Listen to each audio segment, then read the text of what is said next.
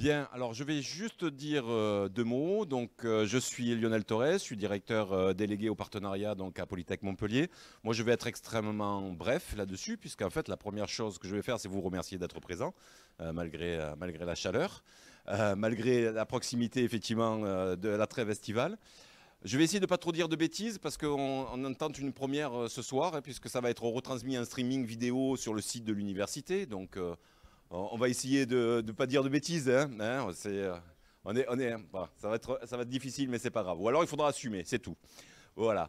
Donc je vais laisser la parole à Serge Pravosovic, donc directeur de l'école, qui va vous dire un petit mot de bienvenue. Puis après, je reprendrai la parole pour vous expliquer un petit peu ce qu'on va faire. Bien, bonsoir à toutes et à tous. Et merci d'être là aujourd'hui plutôt qu'à la plage, hein. C'est toujours difficile au mois de juillet d'organiser ce genre d'événement. Donc c'est la 7e soirée des partenaires que nous organisons et sur le thème les métiers de demain. Donc on va faire ça sous forme de table ronde. Donc je laisserai à Lionel le soin de présenter la table ronde. Mais je voudrais quand même spécifiquement remercier François Mirabel qui va animer cette table ronde, collègue de l'université, ex-UM1 et qui travaille un petit peu dans ces domaines. Donc je voudrais te remercier François pour être ici avec nous et pour animer cette table ronde. Merci également à l'équipe, à Lionel et à toute l'équipe qui a organisé ça. Alors avant de repasser le micro à Lionel, je vais peut-être vous dire deux mots sur Polytech.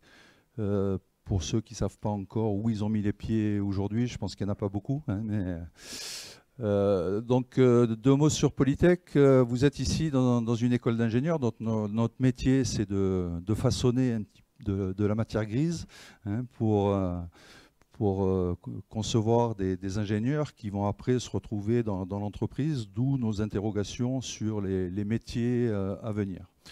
Donc Polytech, école d'ingénieurs, une spécificité peut-être, école d'ingénieurs dans l'université.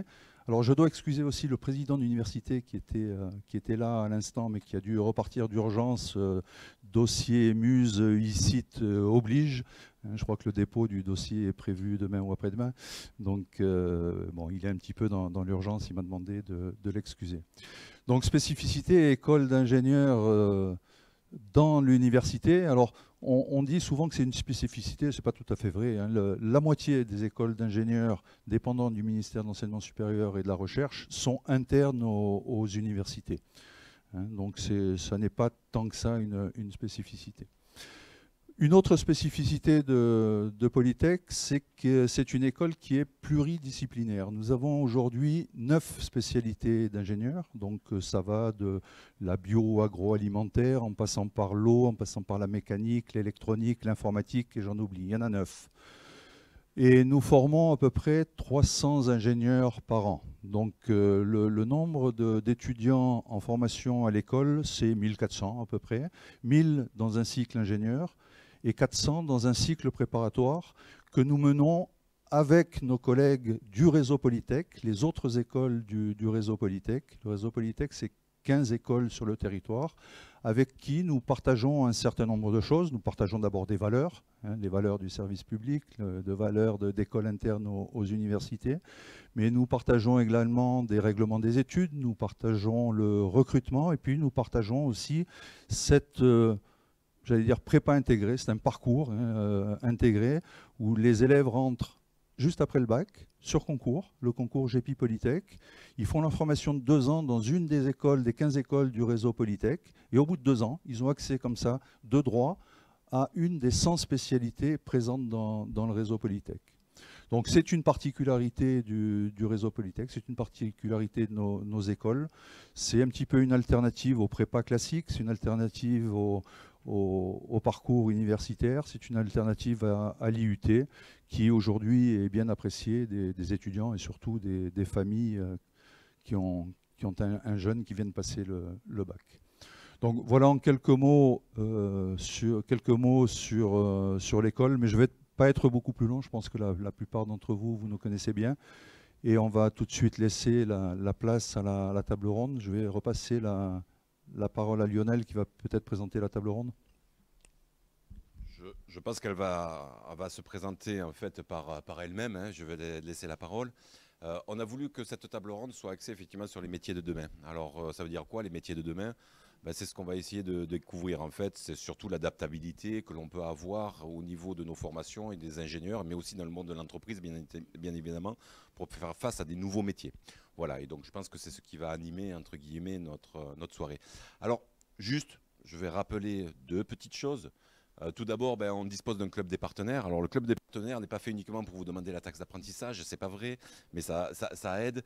Mais c'est c'est également pour tisser des liens avec vous, pour pouvoir aussi insérer nos étudiants dans le cadre de stages, dans le cadre de projets, de telle manière qu'ils puissent travailler avec vous et qui soient aussi vos collaborateurs. Voilà, donc aujourd'hui on a une quarantaine d'entreprises qui sont dans ce club des partenaires, qui permettent tout au long de l'année d'avoir effectivement des discussions, de participer aussi à la formation, de pouvoir préparer aussi ces ingénieurs-là. Et généralement, on a des très très beaux succès par l'intermédiaire des contacts qu'on a pu nouer, bien entendu, avec vous. Voilà, donc pensez-y, si vous êtes intéressé, bien entendu, on pourra en discuter.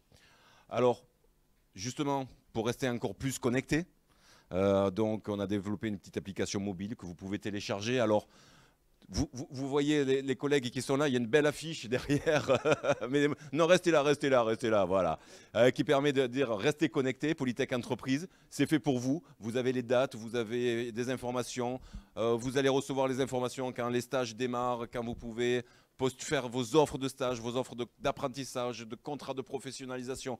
Voilà, donc c'est une petite application qui a été développée pour vous, de telle manière justement qu'on reste en connexion tout le long de l'année. Voilà, alors maintenant on va passer bien entendu à la table ronde. Donc je vais laisser faire en fait François. Alors François, il est doyen de la faculté d'économie, il est aussi directeur du service d'insertion professionnelle et de l'observatoire de l'insertion professionnelle de l'université. Il a aussi un certain nombre de missions, je crois, auprès des ministères comme expert au niveau de la transition énergétique, il me semble bien. Hein, voilà, donc c'est tout un ensemble en fait, de casquettes qui vont l'amener à animer cette table ronde autour des métiers de demain. Et François, maintenant, je vais te laisser faire. Moi, je ne parle plus. Et puis, à partir de là, je pense que c'est aux acteurs qui vont nous faire découvrir leur vision des métiers de demain. Voilà. Merci beaucoup et bonsoir à toutes et à tous. Merci d'être tous présents. Alors, je vais peut-être demander à nos intervenants de s'asseoir parce qu'ils vont peut-être pas rester debout. Et alors, vous expliquer un petit peu comment on va essayer de rendre cette table ronde un peu dynamique, puisque l'objectif, c'est que ce soit le plus intéressant pour vous sur un métier qui est passionnant. Hein, les métiers de demain, d'après-demain, on voit qu'aujourd'hui, on a une vraie révolution qui se prépare dans le monde du travail. Et donc, on a des intervenants et des experts qui vont vous donner leur vision, mais je crois qu'aussi, dans l'Assemblée, on a la chance d'avoir des partenaires donc, qui représentent le monde socio-économique. On a la chance d'avoir des étudiants et on a la chance d'avoir des enseignants. Donc j'ai envie de dire, on a ce soir la chance d'avoir un regard croisé sur ces questions des métiers en devenir.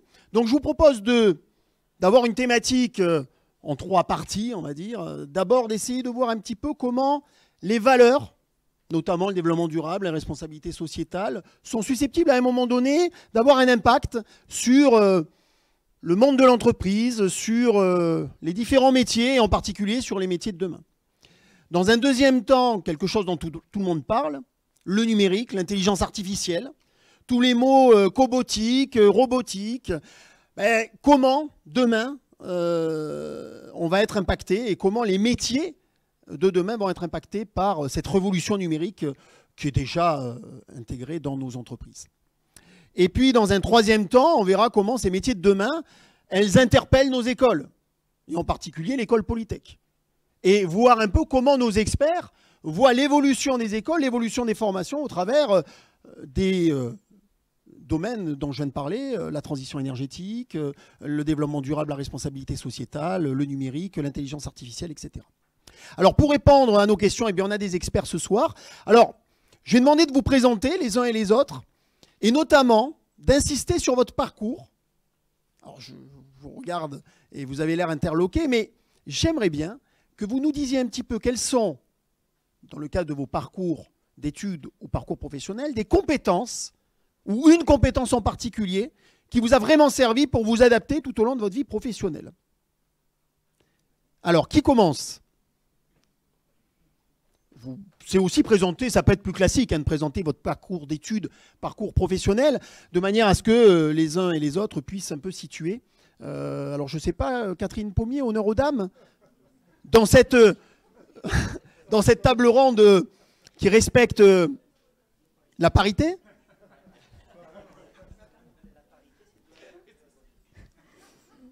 Donc, alors, moi, je suis Catherine Pommier. Actuellement, je suis directrice innovation de l'agence ADOC, la nouvelle agence de développement économique de la région Occitanie. Donc, moi, j'ai un parcours où j'ai fait des études dans la finance. Et j'ai démarré par hasard dans le métier de l'accompagnement tout juste diplômée. Et j'ai passé toute ma vie dans des structures d'accompagnement d'entreprise. En commençant par l'artisanat d'art, pour finalement arriver au BIC de Montpellier que j'ai dirigé pendant 15 ans. Et ensuite, j'ai atterri à la direction innovation d'ADOC. Donc moi, j'ai accompagné des entreprises toute ma vie. J'ai vu énormément d'entreprises se battre, se développer, échouer. Et j'ai développé tout au long de ma vie une connaissance des effets de croissance, enfin des effets leviers qu'on peut utiliser sur les entreprises, des écueils dans lesquels il ne faut pas tomber. Et puis un panorama maintenant depuis presque 20 ans sur toutes les innovations qui émergent et vers où doivent aller les entreprises en matière d'innovation. Voilà. Alors moi, ce qui m'a permis d'être en mode agile, parce qu'on est dans un monde qui va de plus en plus vite, hein, donc on est tous confrontés à la nécessité de s'adapter de plus en plus rapidement. C'est de ne pas s'enfermer dans... il faut se fixer des caps, des visions, mais surtout pas s'enfermer dans des objectifs trop ambitieux, parce que les stratégies sont à revoir régulièrement. Et voilà. Et moi, j'essaie toujours de me donner un cap vers où je voudrais être dans 2-3 ans, sans me fixer des objectifs trop ambitieux à atteindre dès le début, et plutôt faire petite victoire par petite victoire, donc avancer à petits pas. Et ça, c'est quelque chose que j'ai appris en prépa. J'ai fait une prépa Cachan donc quand on a beaucoup de travail, beaucoup de choses à faire en même temps, 50 000 dossiers à rendre pour tel jour, l'école, les machins, il faut prioriser et il faut se fixer des petites étapes et comme ça on se retrouve moins noyé. Et c'est vraiment la méthode prépa, moi, qui m'a permis tout au long de ma vie de me dire ok, là je me mets en mode prépa et là mon prochain objectif c'est juste celui-là. Si j'arrive celui-là, déjà j'avance. Voilà. Bon. On le voit, un parcours qui n'est pas linéaire, en tout cas, on en reparlera tout à l'heure, parce que je crois que c'est quelque chose qui est important quand on parle des métiers de demain. Philippe Malagola, vous êtes dans un secteur, l'énergie, alors qui est au cœur des métiers de demain, puisqu'il y a la transition énergétique, il y a le numérique, les smart grids. Alors, vous aussi, quel a été votre parcours et aujourd'hui, où vous en êtes ?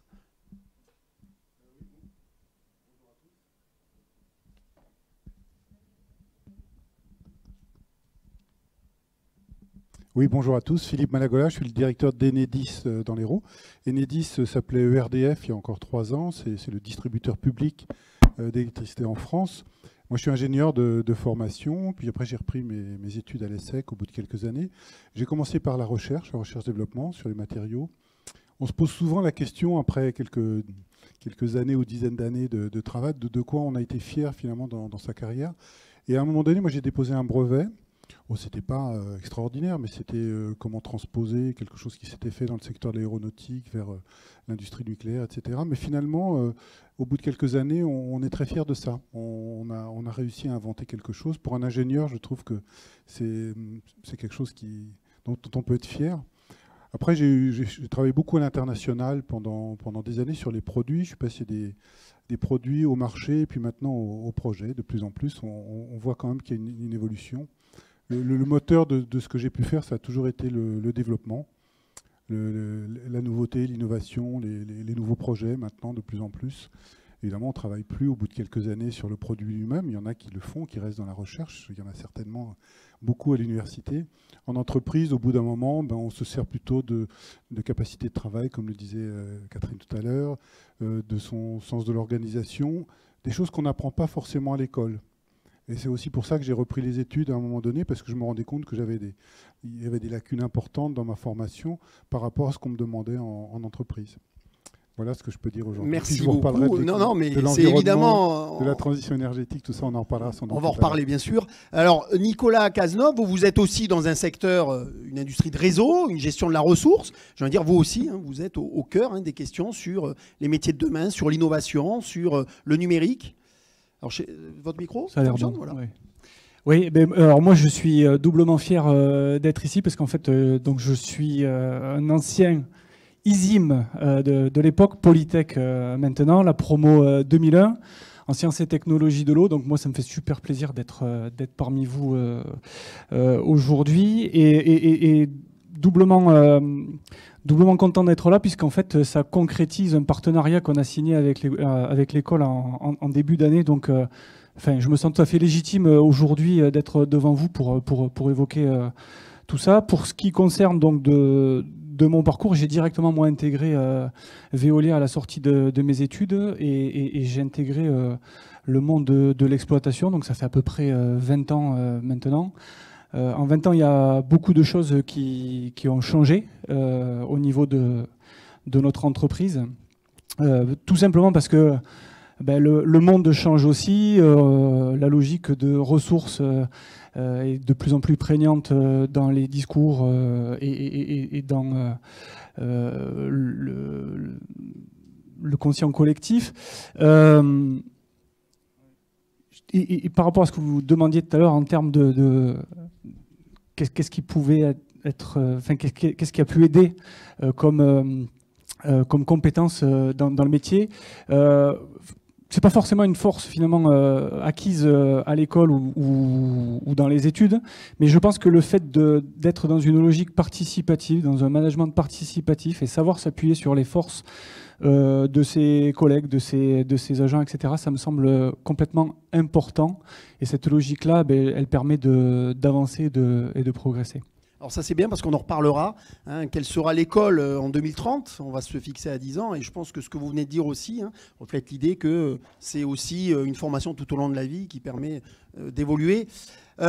Samuel Hervé, donc vous êtes président du MEDEF Hérault. Je crois que vous êtes aussi dirigeant d'une entreprise dans la restauration collective. Alors ce qui est bien, c'est que vous avez une vision de plusieurs secteurs d'activité en tant que président du MEDEF.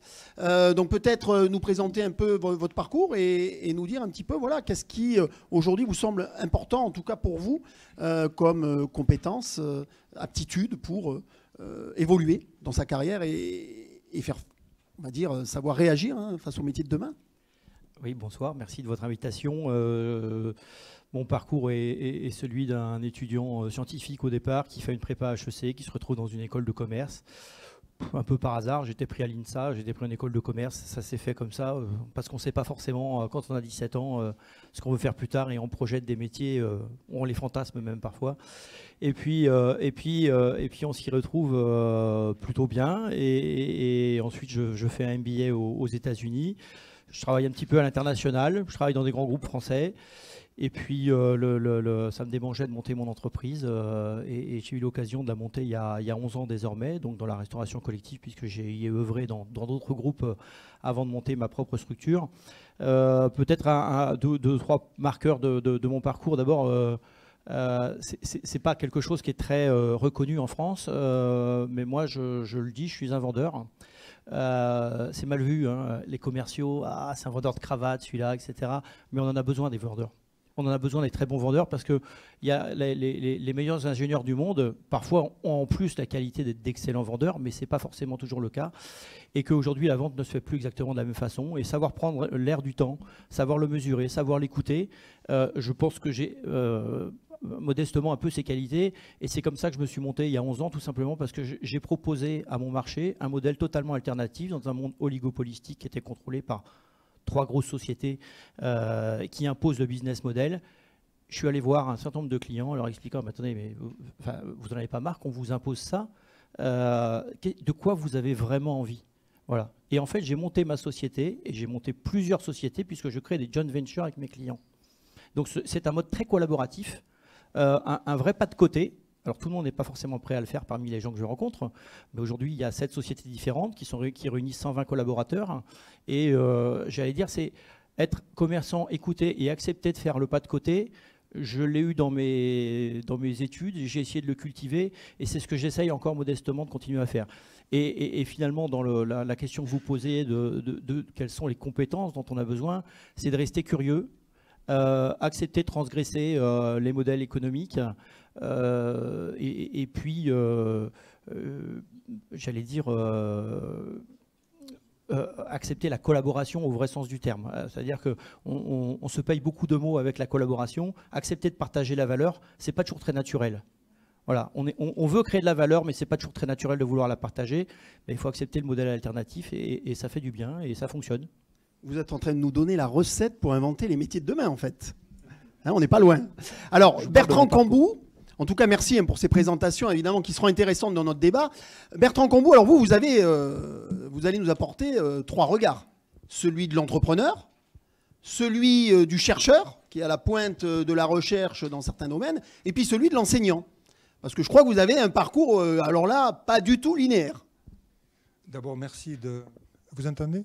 Oui, merci de m'avoir invité. Merci Lionel pour m'avoir invité dans ton équipe pendant 6 semaines. J'ai passé 6 semaines ici, travailler avec l'équipe, essayer de faire des choses ensemble. Donc maintenant, je travaille dans une université, Northern Arizona University, 40 000 étudiants.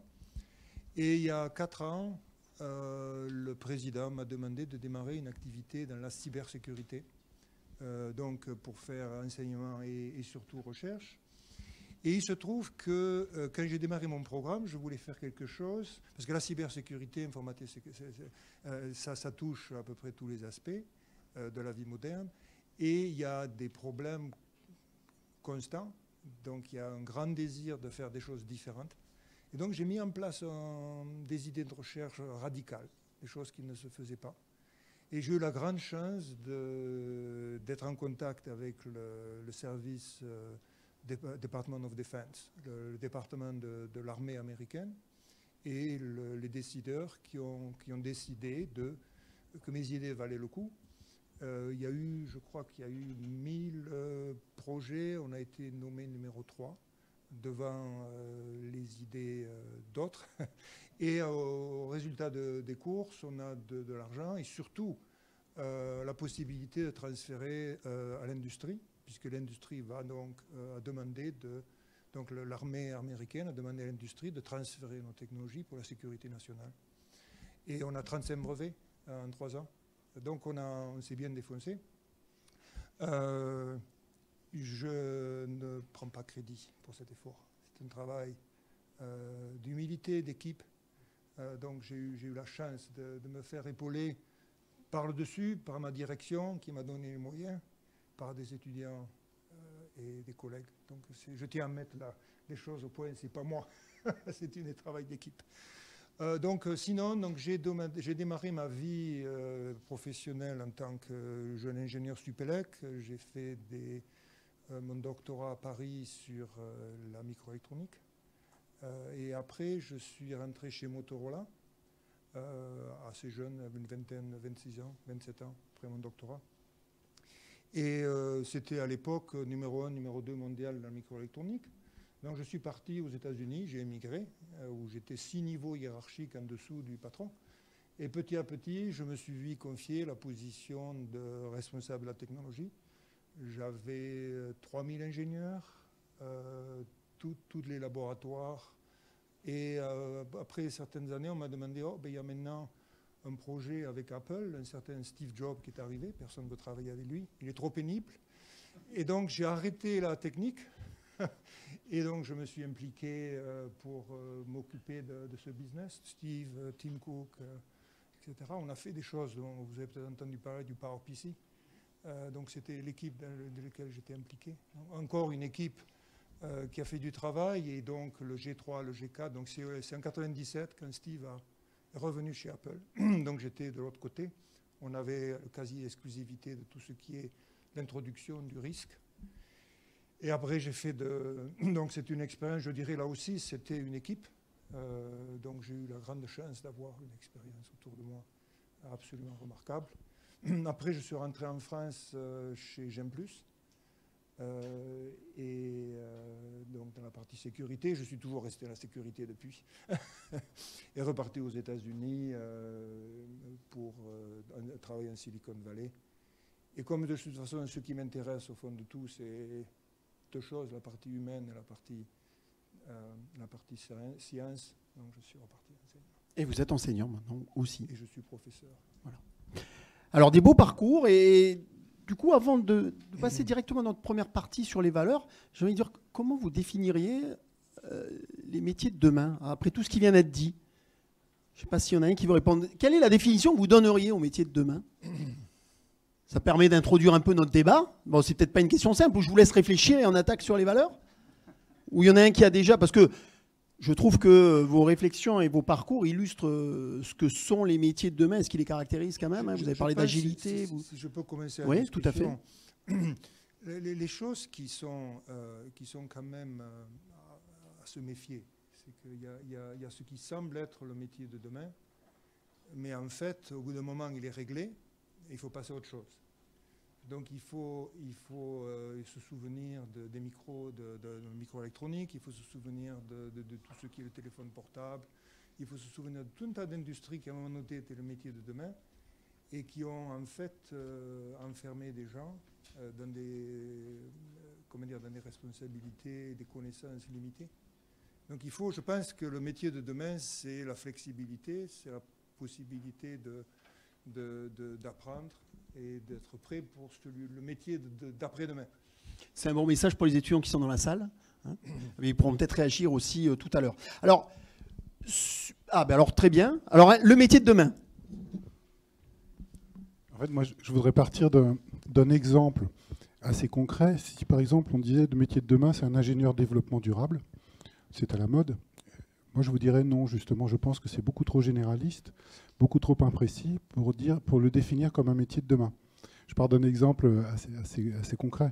En revanche, on aura besoin d'électroniciens, de chimistes, de spécialistes de l'eau, de spécialistes des matériaux, etc., pour travailler dans le développement durable, pour aller vers la transition énergétique, les sujets que vous avez évoqués tout à l'heure. Mais il ne faut pas aller vers des notions trop généralistes, sachant que de toute façon, les ingénieurs, ils auront plusieurs spécialités. On peut passer des matériaux à l'énergie, au transport, à l'eau sans doute. Dans une vie d'ingénieur, on peut aussi passer de la recherche au commercial, on peut aussi passer à l'organisation, au management, etc. Mais d'entrée, de définir un métier de demain par, j'allais dire, un concept un peu intellectuel comme celui-ci, ce serait, je pense, une erreur pour nos futurs ingénieurs et pour nos futurs cadres d'entreprise. Alors, il y a l'APEC qui a fait une étude, je rebondis sur ce que vous avez dit, en disant finalement les métiers émergents, c'est à la fois la spécialisation et la polyvalence. Spécialisation sur le cœur de métier et polyvalence avec des compétences beaucoup plus transversales. Comment vous réagissez? Est-ce que c'est une définition qui vous paraît intéressante, hein? Donc c'est l'Association pour l'emploi des cadres, hein, qui a publié une étude sur les métiers émergents en 2018 et qui, elle, considère que les métiers émergents, mais c'est ça, un ingénieur demain, mais il doit être à la fois spécialisé sur son cœur de métier et en même temps avoir des compétences transversales assez larges. Voilà, pour moi, le mot, c'est pas forcément polyvalence, parce que polyvalence, on peut se noyer dans plusieurs choses, c'est plutôt transversalité. C'est-à-dire ce qu'on repère effectivement dans les besoins aujourd'hui. Nous, quand on sensibilise les entreprises sur ce qui est en train de se passer en matière d'innovation et là vers où il faut qu'elles aillent, on fait diagnostic et intelligence artificielle. C'est-à-dire on prend deux spécialités et il faut qu'il y ait des passerelles qui se fassent entre des technologies d'intelligence artificielle et des technologies qui sont purement diagnostiques, biotech, etc. Donc on est vraiment dans les métiers de demain, c'est des métiers qui vont être transversaux. Et si on parle de transition écologique, eh ben, il faut donner une couche.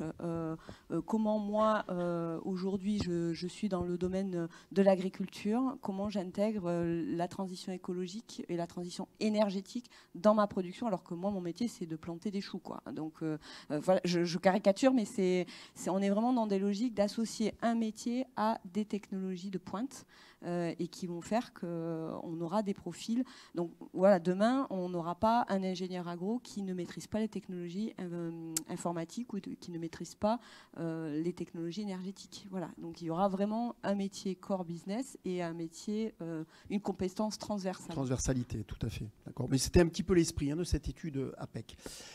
Alors peut-être sur les valeurs. Alors je cite, hein, ce que Lionel et Jérémy nous ont fait passer.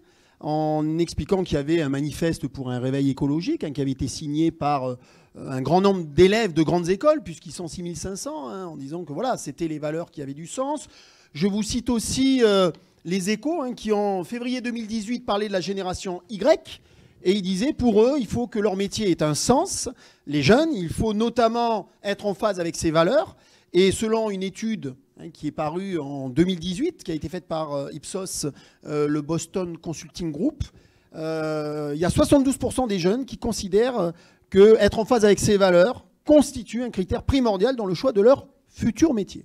Alors est-ce que les uns et les autres, dans vos activités, vous sentez arriver ces jeunes, et quelque part, est-ce que vous sentez arriver une pression pour attirer les meilleurs étudiants, les meilleurs profils qui sont en demande de valeur dans leur métier? Peut-être Samuel Hervé? Oui, alors sans être forcément jeune, je vais vous citer moins jeune. Au moins jeune, je vais vous citer un exemple personnel. J'ai eu l'occasion de faire 2 grands groupes cotés dans ma carrière avant de monter ma boîte. Un qui affichait 5 valeurs, qui était certainement très bien pour l'actionnaire, mais qui n'avait aucune incarnation pour les collaborateurs d'entreprise. Et puis, donc je ne cite pas cette boîte-là. Par contre, je vais citer voilà, je ne cite pas les valeurs, puis on les a même oubliées, et je pense même les actionnaires. En revanche, j'ai travaillé chez l'Air Liquide pendant quelques années, et je le cite parce que j'ai été recruté par le DRH, et qui, à l'entretien d'embauche, me cite les valeurs. Et je dis, bon, ouais, ok, il me fait pareil que le groupe avec les valeurs qualité, sécurité, éthique, bon, ok, engagement, voilà. Sauf qu'au quotidien, à tous les niveaux de l'entreprise, et de façon très récurrente, ces valeurs étaient portées, voilà, depuis le top management jusqu'au plus simple collaborateur. Tout le monde était investi de ces valeurs. Il y avait une réalité, il y avait des objectifs, il y avait des valeurs qui étaient portées et incarnées par le groupe. Moi, quand j'ai quitté ce groupe, je l'ai quitté, je suis fier d'en parler de ce groupe. C'est une très belle boîte, le groupe Air Liquide, parce qu'elle ne se paye pas de mots. Ces valeurs sont portées, ces valeurs sont incarnées. Pendant longtemps, c'était le seul grand groupe français du CAC 40 qui n'avait jamais fait de plan social, ce qui n'est pas donné à tous ces grands groupes. Donc à un moment donné, ça a du sens aussi. Voilà. Et à l'époque, j'avais une trentaine d'années. Tout ça pour dire qu'aujourd'hui, maintenant en tant qu'employeur, et c'est aussi un message qu'on porte via le MEDEF. Le MEDEF, ici à Montpellier, c'est 800 adhérents, dont 80% au moins de 20 salariés, avec des enjeux de recrutement phénoménaux, puisque quand vous perdez 1 ou 2 collaborateurs, c'est 10% de vos collaborateurs. Donc l'enjeu de l'attractivité, d'attirer les talents et de les fidéliser est essentiel pour l'ensemble de ce tissu économique. Donc quand vous voulez les attirer et les fidéliser, il faut à un moment donné que ces valeurs, on ne peut pas faire du greenwashing des valeurs. À un moment donné, il faut les incarner depuis le dirigeant. Il ne faut pas se payer de mots. Il ne faut pas qu'on se dise, bon, qu'est-ce qui va faire bien pour que j'attire des jeunes? Si derrière, de toute façon, on ne les porte pas, ça ne marche pas. Et ils repartent. Donc soit on se pose honnêtement les vraies valeurs sur lesquelles on pense qu'on est fort, et on n'a pas besoin non plus d'avoir des valeurs autour de l'intelligence artificielle combinée à de la RSE. Non, des valeurs simples, mais incarnées, posées, portées, depuis le top management jusqu'à tous les collaborateurs. C'est ce qu'on essaye en tout cas de faire passer, nous, à nos adhérents, parce qu'on considère que l'enjeu de demain, c'est d'avoir les meilleurs collaborateurs. La RSE, c'est pas se faire plaisir, c'est un enjeu de performance économique. Oui, alors, oui, peut-être vous voulez rajouter quelque chose? Oui, sur les valeurs, j'avais réfléchi en particulier pour les étudiants. Le fait que les jeunes aient la priorité sur les valeurs élevées est très importante, et c'est une très très bonne nouvelle. Parce qu'en fait, je vais donner un exemple industriel. On peut donner de la valeur humaine.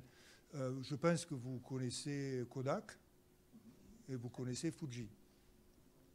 Alors Kodak, bien entendu, les 2 entreprises qui faisaient des photos. Vous savez, bonne photo argentique, on n'a pas oublié les pellicules d'un côté, Fuji et les politiques. Il y avait des centaines de milliers d'employés qui travaillaient dans ces entreprises, de faire quelque chose qui disparaît. Donc en fait, le management de Kodak a pris tous les employés, les cadres, c'était des chimistes, c'était des gens qui faisaient les photos, et leur a dit, messieurs, dames, il va falloir que vous appreniez le digital. En même temps, Fuji, qui donc ont une autre culture, c'est une culture sur lequel le management pense qu'ils doivent employer leurs employés pour la vie. Donc c'est une défaite s'ils sont obligés. À l'époque, c'était une défaite. Donc en fait, ils ont réfléchi avec leurs employés et ils ont dit on va essayer de travailler dans des domaines où on a besoin de chimistes. Ils sont rentrés en particulier dans tout ce qui est pharmaceutique et ils ont fait donc des médicaments et ils ont en fait, si vous regardez Fuji maintenant, c'est une entreprise excessivement qui a réussi, quand en fait la stratégie de Kodak a tout tué, tout est parti, les employés ont été virés. Donc la raison pour laquelle je raconte ça, c'est que l'employé, s'il veut rentrer dans une entreprise qui a des valeurs, et c'est ce que je vous rejoins, qui vraiment les vit, parce que faire le marketing, c'est facile, c'est quand même une protection de travailler dans un environnement qui sera beaucoup plus positif. Il n'y a pas que l'argent, il n'y a pas que l'avancement. Il s'agit d'avoir des valeurs supérieures, des valeurs humaines. On s'occupe, on a des principes et en fait, ce que l'on voit, c'est que dans les industries où il n'y a pas ces valeurs, quand il y a des dizaines de milliers de personnes qui passent à la porte, à droite, à gauche, et qu'est-ce qui se passe après quelques années? Ça tombe. Donc je dirais c'est bien que ces valeurs soient... Et je dirais pour les étudiants, quand vous faites vos emplois, choisissez des entreprises, faites votre travail et rentrez dans les bonnes cultures de valeurs et vous aurez beaucoup plus de chance. Nicolas Cazeneuve, j'imagine, vous êtes aussi dans cette dynamique-là, puisque là, vous êtes sur la gestion des ressources en eau, vous êtes quand même sur des problématiques environnementales très fortes, et que vous devez avoir des jeunes qu'il faut attirer, et j'imagine que c'est un domaine important dans votre entreprise. Alors, c'est complètement ça. La notion de valeur, je rejoins tout à fait ce qui a été dit. Nous, Veolia, c'est une vieille maison, 160 ans quand on remonte à l'ancienne Compagnie Générale des Eaux. Une entreprise qui a franchi le temps, sauf que on arrive maintenant à cette période où effectivement, très clairement pour nous, on nous a dit si cette entreprise n'est pas capable de s'adapter, c'est quasiment une question de survie. Il faut que on s'adapte au changement que connaît le monde actuel. Le modèle centralisé qu'on avait pu connaître jusqu'à présent, en fait, il trouve complètement ses limites. Il démotive le personnel et les agents qui travaillent. Et il faut se mettre en phase maintenant avec ce qu'attendent. Alors moi, j'avais pas la génération Y. On est même arrivé à la génération Z, nous. C'est les 1995, 24 ans maintenant. C'est une génération de jeunes qui sont connectés, qui sont multi-identitaires, qui sont débrouillards, qui ont une envie d'entreprendre. Et si on n'est pas capable, nous, de s'adapter à ça, à cette envie qu'a cette génération-là, eh bien, je pense qu'on loupait un virage. Et pour le coup, les modèles Kodak et Fuji, c'est ça. Donc on n'a pas voulu le vivre chez Veolia. Et là, c'est incarné chez nous par notre directeur de l'eau France qui s'appelle Frédéric Van Hems. Et là, quand on dit qu'il faut vraiment des gens qui incarnent les valeurs de l'entreprise et que ce ne soit pas juste un affichage pour que ce soit vraiment pris en considération par les agents dans le cadre de l'entreprise, c'est vraiment le cas, quoi. Oui, les métiers de demain, c'est pas du greenwashing, ça on l'a bien compris, parce que ça passe plus. Hein, c'est peut-être passé il y a 20 ans, mais je crois que c'est terminé. Alors, sur ce thème-là, je voudrais peut-être avoir votre vie. Alors, je vous laisse intervenir. Non, je voulais juste compléter. Ça marche ? Oui.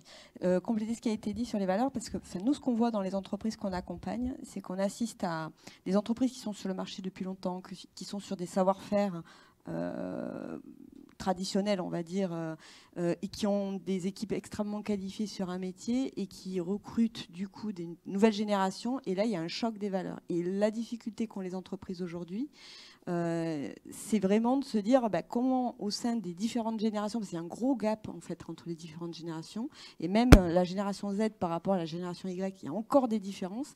Et donc les entrepreneurs et les chefs d'entreprise aujourd'hui sont confrontés à une difficulté, c'est qu'ils ont une génération X qui est câblée comme ça, avec certaines valeurs qui lui sont propres, une génération Y qui arrive avec d'autres valeurs, et la génération Z montante qui arrive avec ses propres valeurs aussi, qui ne sont pas forcément les mêmes. Et la difficulté de l'entreprise aujourd'hui, c'est d'arriver à faire un tronc commun de tout ça, parce que si on n'adopte que les valeurs de la génération Z, on perd tout le capital et le savoir-faire de la génération historique, qui est quand même l'histoire et la mémoire de l'entreprise, dont on ne peut pas non plus totalement se couper, même si les nouveaux qui entrent les trouvent has-been. Ils ont quand même... voilà. Et tout le travail qui doit être fait aujourd'hui dans l'entreprise sur la partie valeur, c'est effectivement d'arriver à faire en sorte que toutes ces générations-là, qui se côtoient dans le travail, arrivent à s'entendre et à trouver un tronc commun dans les valeurs. Alors, juste pour compléter, ce choc des valeurs, est-ce que vous voyez, vous, en Occitanie, un lien aussi avec des structures comme les PME qui ont peut-être encore plus ce choc des valeurs que dans des grands groupes ou des startups? Moi, je pense que les grands groupes l'ont forcément, puisqu'ils ont encore plus de monde. Les Mais PME, ils ont peut-être des services qui sont alors pour les PME, c'est d'autant plus compliqué qu'ils ne sont pas nombreux, donc le choc des cultures est quand même compliqué. Ouais. Alors, effectivement, les valeurs qu'on voit dans les anciennes générations, c'est que le travail soit bien fait, et puis qu'effectivement, on soit dans des logiques de respect de procédure. Ils sont très procéduriers. On aime bien que les choses soient calées, objectivées, séquencées, très processées.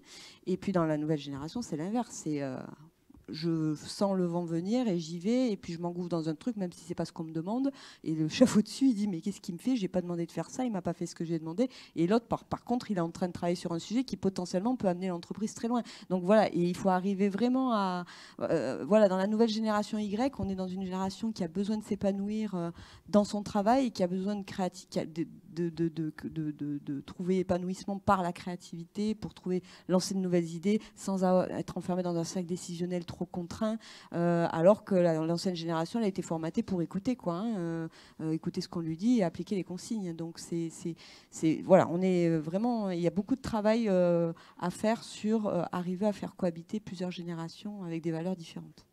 Samuel Hervé? Oui, donc finalement, avec les métiers de demain, c'est aussi repenser l'entreprise de demain. L'entreprise de demain, elle devra s'adapter finalement aux métiers de demain, mais à ces confrontations de générations. Et les constitutionnalistes le savent bien, il y a toujours un penchant dans la Constitution entre la liberté et la sécurité. Ce sont toujours les deux grands thèmes. Alors, monsieur qui travaille sur la sécurité au pays du libertarisme, enfin, la Silicon Valley, qui est le temple des libertariens, c'est assez cocasse, mais effectivement, le fait est qu'aujourd'hui, cette appétence pour la liberté ou pour la sécurité, selon l'âge que l'on a, et on n'a pas forcément la même appétence, la même personne n'a pas la même appétence dans son parcours professionnel. Et on le voit aujourd'hui dans les générations qui refusent des CDI. On a des générations, je peux vous le dire, on a une de nos adhérentes qui fait du conseil en recherche et en innovation, qui accompagne un laboratoire pharmaceutique. La patronne de la recherche a eu pour consigne de la DRH de ne plus faire de CDI, de faire des CDD de 6-12 mois, maximum 18 mois, sinon elle n'avait pas de candidat. Donc il faut savoir adapter. Là, on est sur des métiers de demain, là, c'est clair. Ah non, mais c'est l'entreprise de demain qui doit se repenser dans ses modèles en disant où je mets le curseur et comment je permets à quelqu'un aussi dans son parcours de changer les curseurs entre liberté et sécurité. Et comment l'entreprise, elle tolère ça. C'est très compliqué, ça va être on retrouve ce choc des valeurs dont vous parliez. Avec un droit du travail, là je parle du français, le droit du travail français qui est particulièrement compliqué. Moi je suis dans une commission au MEDEF national qui s'appelle la commission dynamique du marché du travail et de l'emploi. On réfléchit à la relation de travail à 10 ans, comment elle va se repenser, et c'est typiquement ces curseurs liberté, sécurité et les transitions entre ces phases sur lesquelles on réfléchit. Beau sujet. Alors moi je vais continuer sur les valeurs. Il y a aussi, dans la même étude que je vous citais tout à l'heure, dans l'étude Ipsos que je mentionnais, 2018, qui dit les deux critères primordiaux, donc c'est une enquête assez détaillée qui a été faite auprès des jeunes, les deux critères primordiaux dans le choix d'un métier sont d'une part l'intérêt du poste et d'autre part l'ambiance et le bien-être au travail. Et ce que dit Jean-Marc Daniel, qui est économiste et professeur à l'École supérieure de commerce de Paris, Europe, nous sommes donc loin de grandes ambitions sociales ou environnementales. On serait dans le cadre d'une génération que l'on surnomme génération feedback pour son constant besoin de commentaires sur ses accomplissements. C'est nettement moins flatteur, mais j'aurais aimé avoir votre vision des choses. C'est-à-dire, est-ce que vous avez aussi cette vision-là, c'est-à-dire la vie professionnelle, mais aussi la vie personnelle, le bien-être au travail, et qu'à un moment donné, voilà, je vous questionne, alors je suis un peu provocateur, puis peut-être on pourra faire un tour de salle pour voir un peu ce qu'en pensent les étudiants. Philippe Managova. Oui. Oui, effectivement. Ça marche, pardon. Effectivement, on parlait de valeur juste à l'instant, je vais revenir à ce sujet de la qualité de vie au travail, mais nous, on est une entreprise, j'en ai connu d'autres avant, où il y avait des valeurs qui parfois étaient un peu, je veux dire, inventées par des cabinets de consultants qui consultaient l'ensemble des salariés pendant des mois, et on retrouvait les mêmes valeurs qu'a cité tout à l'heure Samuel Hervé. Aujourd'hui, j'ai la chance d'être dans une entreprise qui est aussi un grand service public. Alors ça paraissait un peu désuet il y a quelques années, ça revient en force quand même. La valeur, on n'a pas besoin de l'inventer, c'est d'être au service de tous les Français, qui sont aussi des clients, mais qui sont souvent aussi des citoyens. Donc cette valeur-là, elle est très forte.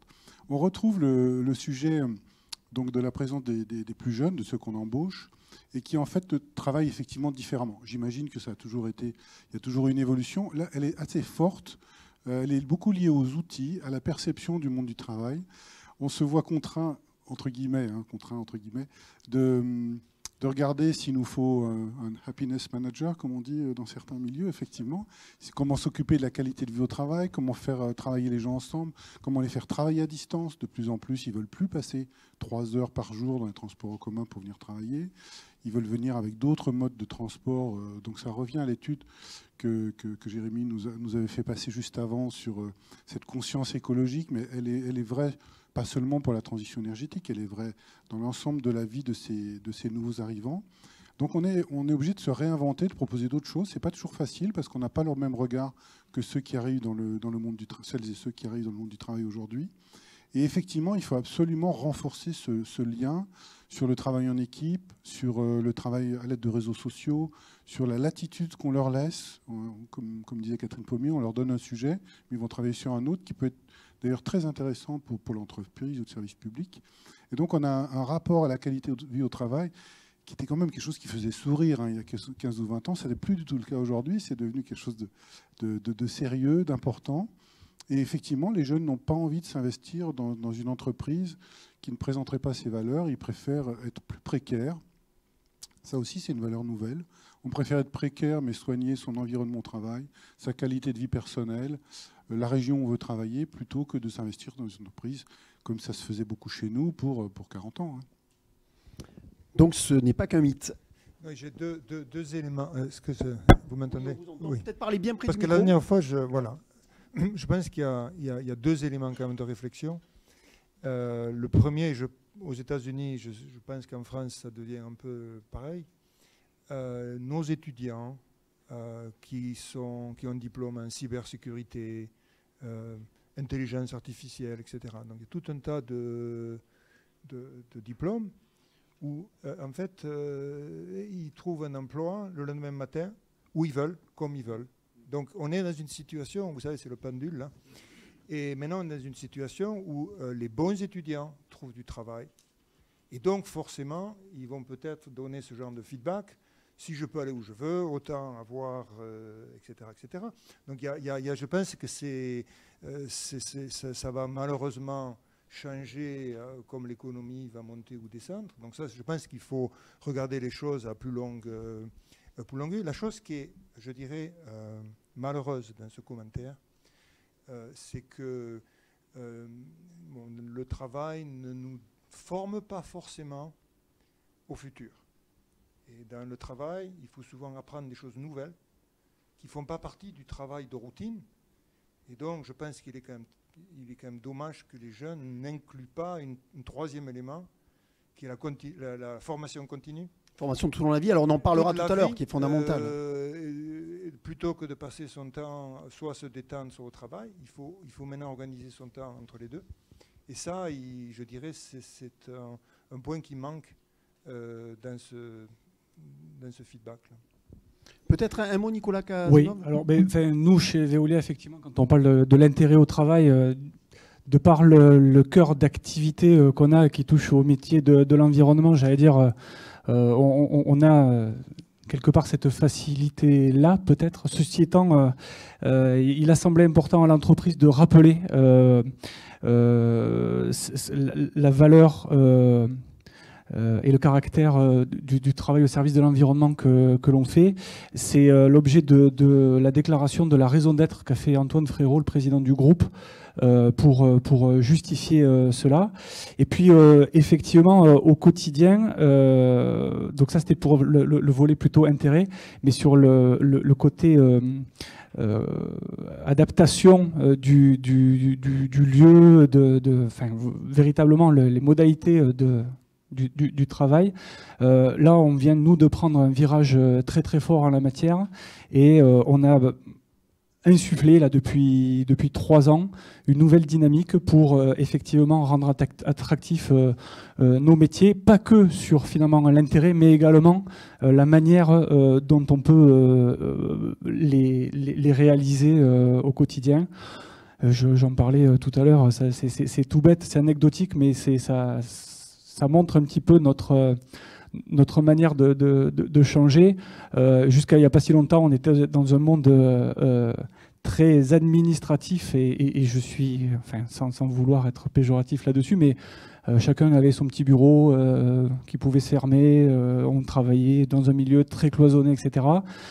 Toutes les cloisons sont tombées à présent. On a des salles de réunion qui s'appellent des salles de créativité, où on va pouvoir être dans une logique plus d'échange finalement que de discours descendants. Tout ça au quotidien fait que voilà, notre manière de travailler, notre manière d'appréhender nos métiers qui évoluent change également. Je pense que ça prend une résonance particulière quand on va parler du mode d'enseignement, qui est quand même souvent vertical, et que derrière, cette créativité dont vous parlez, il faut l'instaurer, je pense, dans les écoles du futur, mais ça sera pour tout à l'heure. Alors, peut-être des questions dans la salle sur cette notion de valeur, et peut-être les évolutions des métiers à venir par rapport aux exigences de ces générations, qui sont jeunes ou moins jeunes, mais qui ont vraiment cette notion-là. Si vous avez des questions. Oui, merci. En fait, je travaille avec une société qui s'appelle Accrétion, donc en tant que partenaire, qui développe en fait une plateforme collaborative qui permet, d'une part, dans le domaine académique, de développer les compétences transversales. Et vous l'avez évoqué, il ne suffit pas de former à des métiers, il faut inscrire les métiers dans la durée. Donc les métiers de demain doivent être aussi des métiers du futur. Et finalement, ce qu'il faut apporter à des étudiants, comme ceux qui sont à Polytech, à qui j'ai l'occasion d'enseigner, eh bien, il faut leur donner ces capacités transversales à évoluer dans leur métier, mais également à coopérer. Vous êtes plusieurs à avoir évoqué la notion de transversalité, de travail d'équipe. On monte par l'équipe, on doit être capable. Le management se transforme lui aussi. Et donc, le premier niveau de ma question, c'est en termes de formation, comment vous voyez finalement le rôle d'une école d'ingénieurs comme Polytech pour apporter justement ces compétences transversales.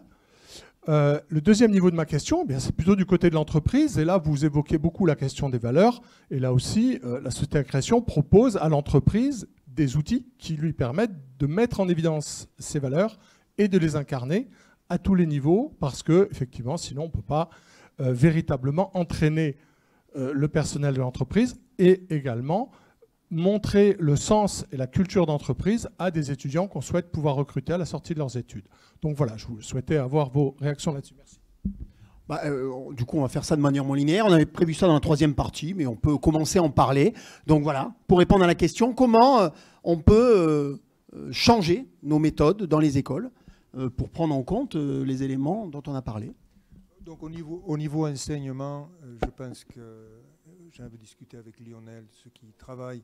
Il est très très important de faire des travaux pratiques d'équipe, ou plutôt que de tester en fin d'année ou de temps en temps, de demander des projets impliquant des étudiants, de travailler en équipe avec des expériences complémentaires.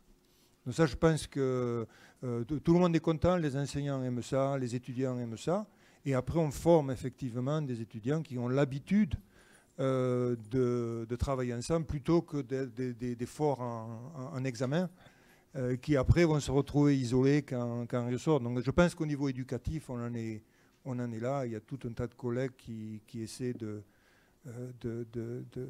d'élargir leur méthode d'enseignement. Alors vous êtes sûr, quand on voit le programme de Polytech, on se dit mais ils ont tout, ces jeunes, parce que bon, je suis allé faire un petit tour et je dis quand même, ils ont à la fois ces fameuses compétences en cœur de métier, ils ont aussi ces compétences transversales dont on a parlé, puisqu'ils ont toute une série d'enseignements. Alors vous, de l'autre côté, est-ce que vous trouvez des jeunes qui ont toutes ces compétences, ou au contraire, il y en a qui vous semblent manquer Moi, je dirais que les entreprises, elles sont confrontées aujourd'hui. Alors déjà, il y a une pénurie, hein, c'est-à-dire que les entreprises qui veulent se transformer ont besoin de nouveaux profils formés aux nouvelles technologies et ont du mal à recruter. Voilà. Alors, ce n'est pas qu'une question que les valeurs ne collent pas, etc. C'est qu'il n'y a pas assez de gens formés et le système actuel ne forme pas assez de jeunes diplômés, notamment dans le digital, le numérique, sont vraiment des métiers en tension, mais pas que. Hein. Il n'y a plus de chaudronniers non plus, plus de cuisiniers. Il y a certains métiers comme ça où la formation initiale ne suffit pas. Donc je pense qu'une école comme Polytech peut aussi travailler. Alors je sais que c'est extrêmement réglementé, ils sont extrêmement contraints par les ministères, mais il y a aussi tout ce qui est formation continue, c'est-à-dire l'apprentissage tout au long de la vie. Alors je ne sais pas si vous connaissez tous sans doute l'école 42. L'école 42, il faut un bac plus 5, mais on peut se former et on peut passer ce bac plus 5 en travaillant au milieu, on y revient, on repart, on passe des modules et au fur et à mesure, c'est extrêmement souple. Et je pense qu'il y a des choses à imaginer là-dessus, sur se dire pourquoi on fait 5 ans. D'ailleurs, on sort au bout des 5 ans, les techniques qu'on a apprises, au bout de 2 ans, elles sont déjà obsolètes. Pourquoi on ne fait pas des systèmes voilà, aujourd'hui, dans l'informatique, on parle de calcul quantique. Aujourd'hui, je ne suis pas sûre que tout le monde soit bien équipé dans les universités pour former au calcul quantique. Or, on sait que dans les 10-15 ans, on va développer toutes ces technologies-là dans les entreprises. Donc, il faut vraiment permettre aux étudiants, certes, de pouvoir revenir en arrière et de se dire, tiens, j'ai mon diplôme là, ok, qui me permet d'accéder à, mais derrière, je reviens parce que là, il est en train de se passer quelque chose et je me reforme et ça refait partie du cursus. Donc, tout ce qui, alors, je ne sais pas si on peut appeler ça formation continue.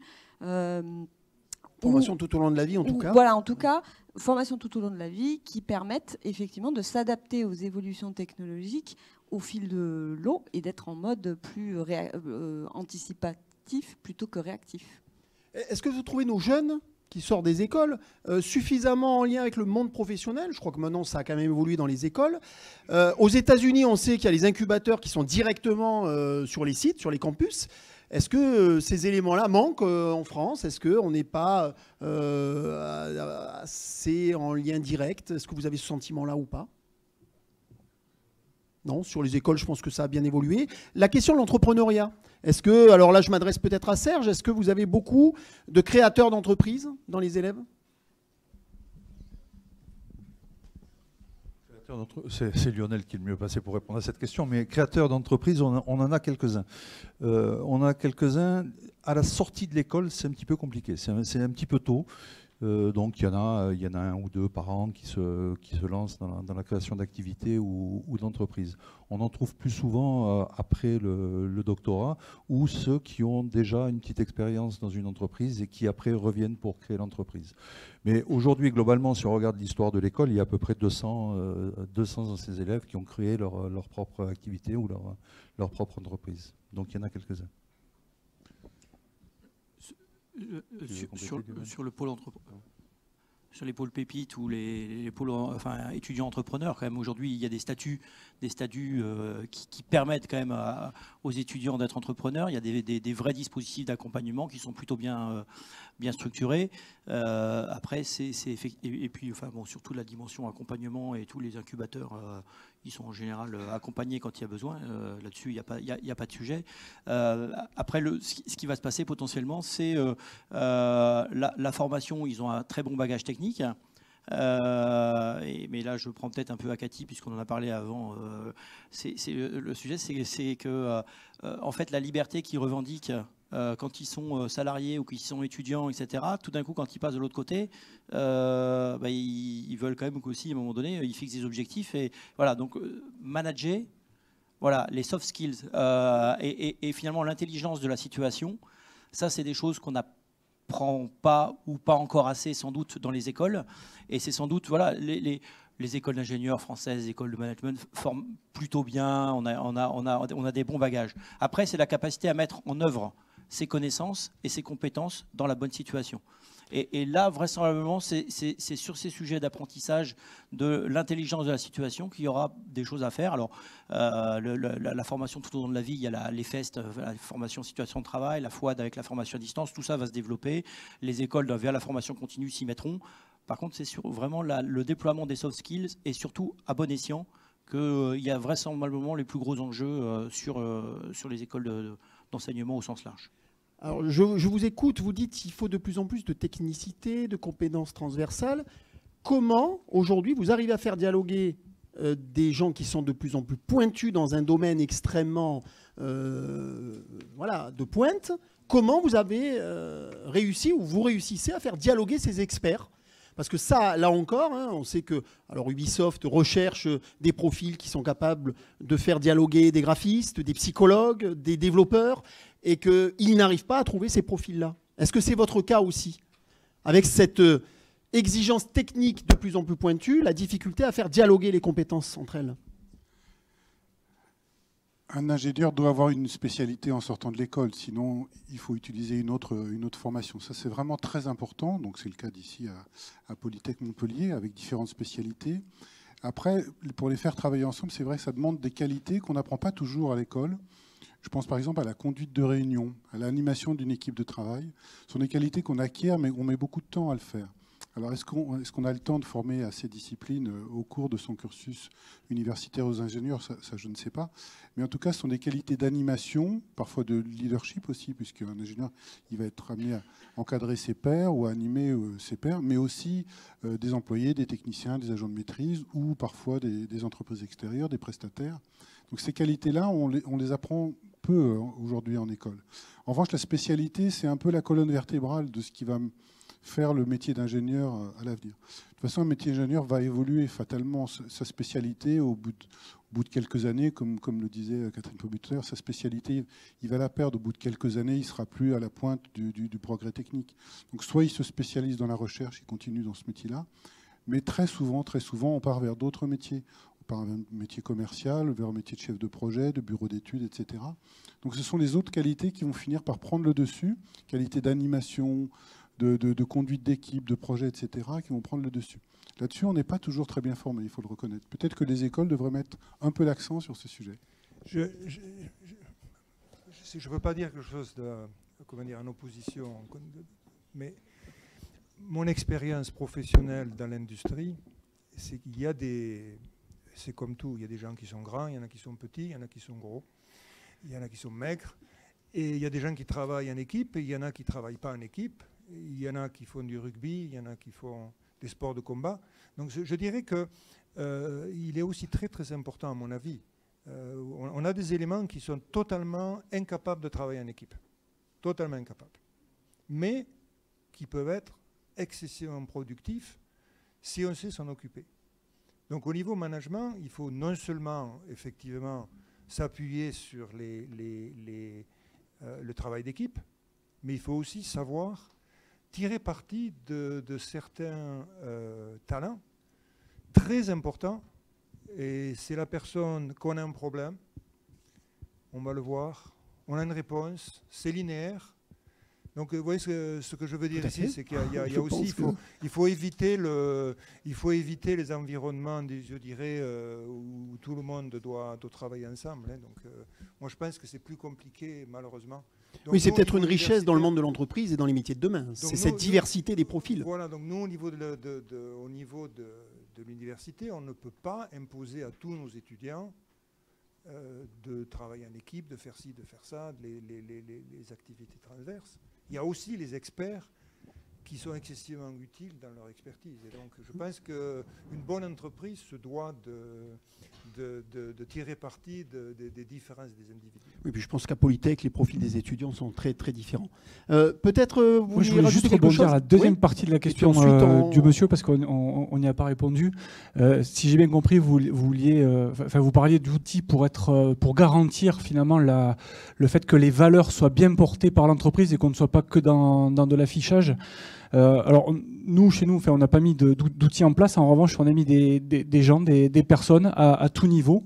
On les appelle les sponsors du changement chez nous, et ce sont des gens à tout niveau qui sont là pour être garants que toutes les valeurs que prône l'entreprise désormais se retrouvent à chacun des niveaux. Et ces gens-là forment une communauté qui vit et qui instille une dynamique forte au niveau du groupe, quoi. Mais On sort du changement. On est dans l'humain, en fait. Ben, nous, il nous semble que... Après c'est la vision de l'entreprise, mais il nous semble que l'humain peut être porteur de toutes ces valeurs. Oui, Jean-Paul Girardot, donc USF et diplômé ingénieur INSA. Moi, il y a quelques années, même quelques décennies déjà, en travaux pratiques, à l'INSA Lyon, on travaillait en équipe. On avait un objectif, un délai, on travaillait en équipe. Ce n'est pas nouveau. Je dis aujourd'hui, il faut peut-être oser. Il faut que les enseignants, l'éducation nationale en France, vu la complexité mondiale, vu les enjeux, il faut aller au-delà. Il faut décloisonner.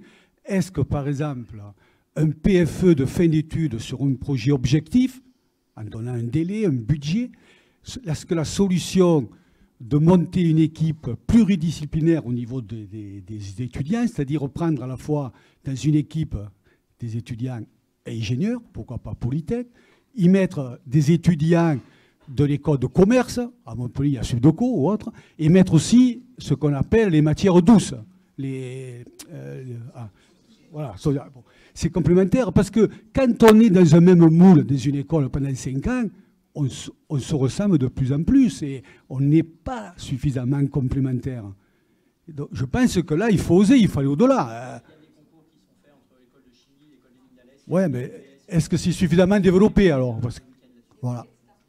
Alors, on va peut-être avoir l'avis d'un étudiant. C'est pas mal. On sait, pardon. C'est pas grave. C'est plutôt flatteur. C'est pas lourd. Et du coup, c'était très intéressant ce que vous disiez avec les responsables du changement. Je me souviens plus du terme que vous avez utilisé.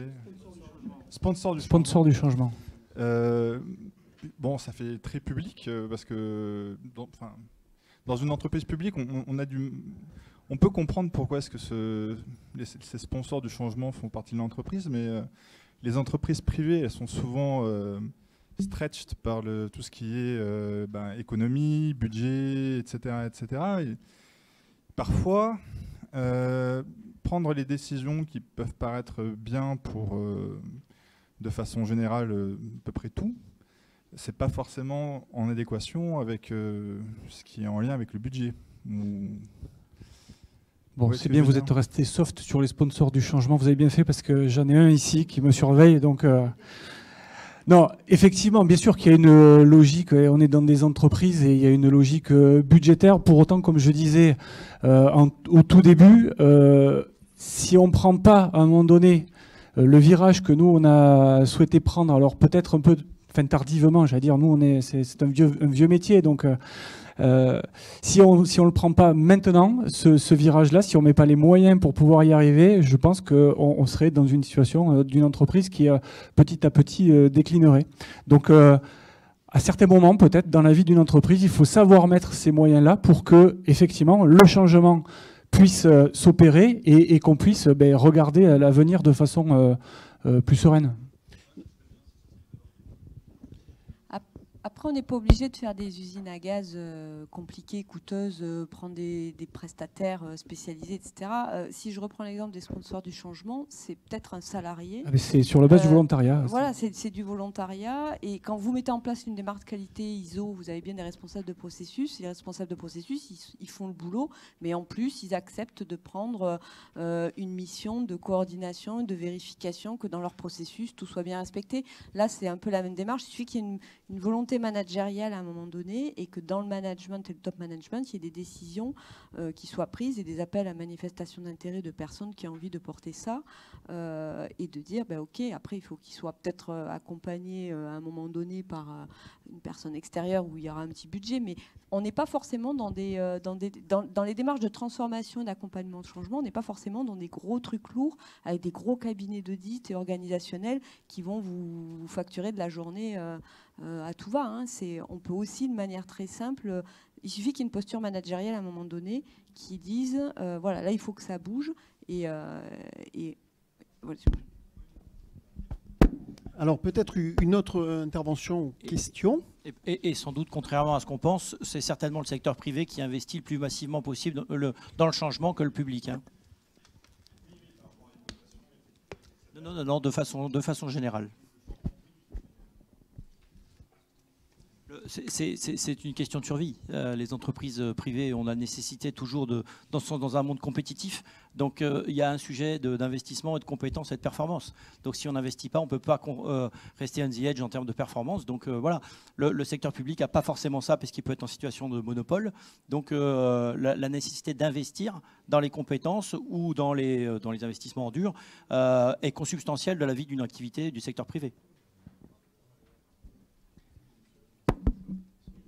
Oui, en fait, moi je voulais rebondir sur ce sujet-là. Laurent Barlet, Suez Consulting, la société d'ingénierie de Suez. Effectivement, aujourd'hui, l'entreprise doit résoudre le dilemme de faire du profit et organiser la qualité de vie au travail. Et tout l'enjeu de ces... j'ai perdu le terme... sponsor du changement, c'est bien de valider ça au sein de l'entreprise, mais c'est une des raisons d'être aujourd'hui, des raisons de survie de la société. Moi, je voulais juste partager un retour d'expérience là sur le. Vous opposiez tout à l'heure la sécurité et la liberté, avec une génération X qui avait besoin de sécurité et une génération Y qui voulait de la liberté. Ce qu'on observe aujourd'hui, c'est qu'effectivement, les jeunes qui arrivent chez nous ont très vite besoin d'aller au-delà du cadre que nous, Génération X, on a fixé pour mettre dans de bons rails notre production. Sauf que ce qu'on observe aussi, c'est que si on joue leur jeu et qu'on efface ce cadre-là, ils sont très vite angoissés. Donc quelque part, aujourd'hui, il faut être capable de créer des fenêtres, de permettre de sortir du cadre, mais surtout pas leur donner l'impression qu'on les laisse. Parce que là, aujourd'hui, moi, ce qui donne du positif quand je me projette à demain, c'est que contrairement à la génération X, moi, quand j'ai commencé à travailler, mon seul objectif, c'était d'écraser les vieux qui étaient là et qui se disaient experts, mais un jour, je ferai mieux qu'eux. Aujourd'hui, il y a beaucoup de respect des jeunes vis-à-vis de cette génération S, dont on avait perdu un peu le sens, et enfin, on ne savait pas comment les engager. Et aujourd'hui, finalement, c'est eux qui ont raison. C'est la génération X et la génération S, et c'est la génération Y et la génération S, et c'est la génération X qui va devoir s'adapter à ça. C'est tout notre travail aujourd'hui. Merci beaucoup.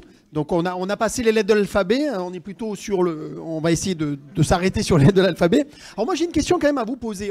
Comme ça on va enchaîner sur le numérique. Depuis tout à l'heure vous parlez d'humain dans les nouveaux métiers.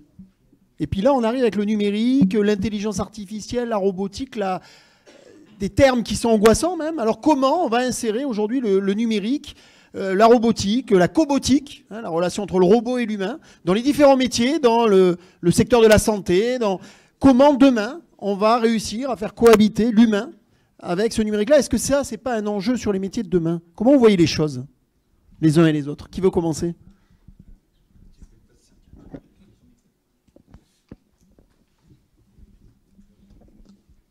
Oui, le comment est difficile, hein, la question est difficile. Pas facile. Par contre, ce qui est sûr, c'est qu'on aura besoin de data scientists, de gens qui gèrent les données, de tout ce qui est numérique, enfin numérisation, etc. Et on a beaucoup de mal à en trouver. Les sociétés informatiques, bien sûr, les utilisent beaucoup. Il y a une vraie concurrence entre entreprises, hein, qu'elles soient publiques ou privées, sur ces sujets-là. Alors comment est-ce que ces gens pourront travailler? C'est une question qui effectivement je ne trouve pas simple. Je pense que le mode collaboratif va beaucoup nous y aider. Alors nous, on n'a pas de sponsor du changement, mais on a des tas d'équipes en mode collaboratif. On fait travailler les plus anciens avec les plus jeunes pour leur apprendre les postures au travail, etc., qui relèvent un peu de la même philosophie. C'est d'ailleurs, ça marche extrêmement bien. On remet en place des tuteurs, par exemple. Vous voyez, c'est des notions qu'on avait un peu laissées de côté, mais on se rend compte que ça marche bien. Et ça permet effectivement d'amener ces jeunes générations qui arrivent avec toutes leurs connaissances des réseaux sociaux, du numérique, de l'informatique, mais surtout leur façon de travailler, qui est très différente, je trouve, avec ceux et celles qui sont plus anciens et qui connaissent par contre beaucoup le savoir-faire, les métiers plus classiques, etc. C'est un vrai sujet, le comment. On y travaille tous les jours. Je pense qu'on n'a pas encore toutes les bonnes réponses à ce sujet. Comment l'école aussi peut nous aider à ce que justement l'intégration de ces nouvelles générations se fasse au mieux. Ça aussi, c'est un sujet, je pense, pour l'école. Voilà, un peu une réflexion sur le sujet.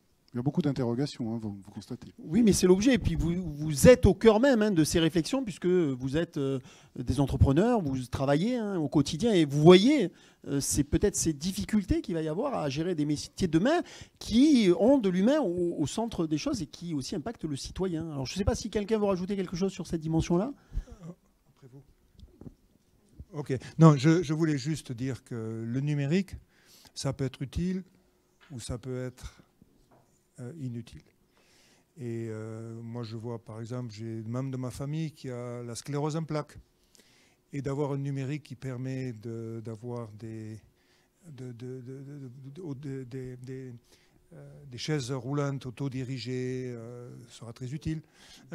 Donc, en fait, ce que je veux dire, c'est qu'il faut qu'on réfléchisse à quoi ça sert. Et de travailler avec, justement, dans cet esprit-là, de faire un numérique qui est humain, qui est utile. Non, je ne pense pas qu'il y ait d'opposition entre les deux. Par contre, effectivement, si vous utilisez le numérique pour rajouter une couche de plus à ce qui est pénible, ça ne marchera pas. Donc, je pense que ce n'est pas deux concepts antagonistes, personnellement. Donc, moi, je vois, aujourd'hui, on a besoin de data scientists parce qu'on est au début de l'IA, en fait. Donc, l'IA, elle n'est pas encore, on en parle beaucoup, mais concrètement, c'est de l'amélioration de techniques existantes et d'automatisation, mais on n'est pas encore dans le véhicule qui conduit tout seul. Alors, par contre, ça va arriver. Et effectivement, donc, si on regarde les métiers de demain, forcément, il y a une couche numérique presque partout. Donc il faut savoir que voilà, si on veut faire ingénieur dans l'eau, il faudra qu'on ait une couche numérique. Donc effectivement, que ce soit dans le métier ou dans les formations, il faut qu'il y ait cette couche numérique. On ne peut pas, comme vous disiez, avoir un expert en numérique qui est face à un expert de l'eau. À un moment donné, il va falloir qu'il y ait une transversalité, c'est ce qu'on disait tout à fait au début Donc voilà, ça, il faut que les étudiants et les ingénieurs techniques se disent qu'il va falloir, que même s'ils n'aiment pas faire du code, et les filles qui ne veulent pas faire du code, il va falloir qu'elles s'y mettent parce qu'il y en aura partout. Et ça, c'est certain. Et pas que sur l'IA, sur tout un tas de technologies, que ce soit des systèmes embarqués, etc. Après, voilà, on se rend compte quand même qu'il y a deux types de métiers. Alors, pour les écoles d'ingénieurs, on sait que c'est le numérique, mais il y a des métiers, on vieillit de plus en plus longtemps. Et donc, on va avoir plein de petits vieux dont il va falloir s'occuper. Et ça, les petits vieux, ils ont besoin d'humains, ils n'ont pas besoin du robot. Donc, les métiers de demain, c'est aussi les services à la personne. Et ça, on l'oublie, parce qu'on parle d'IA, on parle de machin. Mais alors, peut-être que les robots pourront aussi aider à la prise en charge des personnes âgées, la médecine à distance, etc.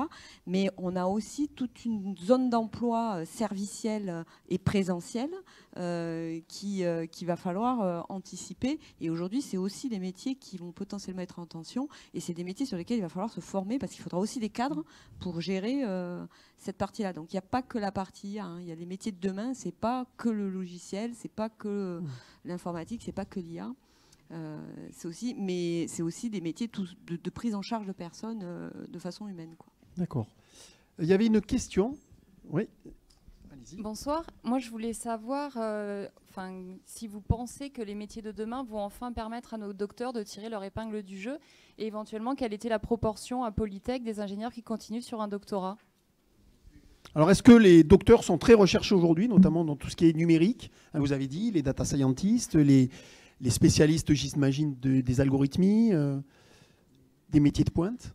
Alors, je pense qu'il y a un truc en France qui est propre à la France, c'est que les docteurs ne trouvent pas de boulot. Mais ça, c'est un truc aux États-Unis. Alors, l'insertion professionnelle des docteurs est assez bonne. Oui. Si, on est à 85-90%. Bon, enfin, c'est plus difficile puisque moi, souvent, je suis très relancée par les maisons des écoles doctorales pour effectivement faire des actions en faveur des entreprises susceptibles d'intégrer. C'est bien financé, il y a les chiffres, il y a tout un tas de dispositifs de financement. Mais par rapport aux États-Unis où un docteur se paie à prix d'or, en France, malheureusement, alors je pense qu'il y a quand même quelque chose, c'est que quand quelqu'un travaille sur une thèse, c'est très recherche et il faut vraiment arriver à... Comme en médecine, vous commencez à travailler au moment où vous pratiquez. C'est-à-dire que et les experts comptables, c'est pareil. C'est-à-dire on est sur des formations qui sont extrêmement pointues, hein, mais la personne travaille en même temps. C'est-à-dire que on obtient son diplôme. Alors c'est l'apprentissage, ça permet ça, mais pas sur des niveaux aussi élevés. Voilà, il ne faut pas décorréler le travail de recherche scientifique, et c'est pas sale pour un chercheur et un scientifique que d'aller travailler dans une entreprise en même temps, quoi. Voilà, enfin, moi j'ai des amis qui ont fait leurs études aux États-Unis ou même en Angleterre. La thèse, ils l'ont faite dans l'entreprise et de manière complètement concrète et impliquée. Et c'est vrai qu'en France, on a beaucoup de docteurs qui font leur thèse depuis leur bureau, chez eux, et qui vont faire des interviews régulièrement dans les entreprises. Je suis d'ailleurs très sollicitée, moi, pour avoir des interviews et trouver des panels d'entreprises qui veulent bien passer 1 heure ou 2 avec le thésard. Mais je me dis, mais qu'est-ce qu'il fout? Il faut qu'il aille dans l'entreprise. Il ne faut pas qu'il aille faire des interviews comme ça. Donc il y a peut-être quelque chose à améliorer dans notre système français parce que les docteurs, clairement, peuvent amener une vraie avancée dans l'entreprise. Alors les bourses CIFRE permettent effectivement d'être totalement insérés dans l'entreprise, mais c'est peut-être pas encore généralisé.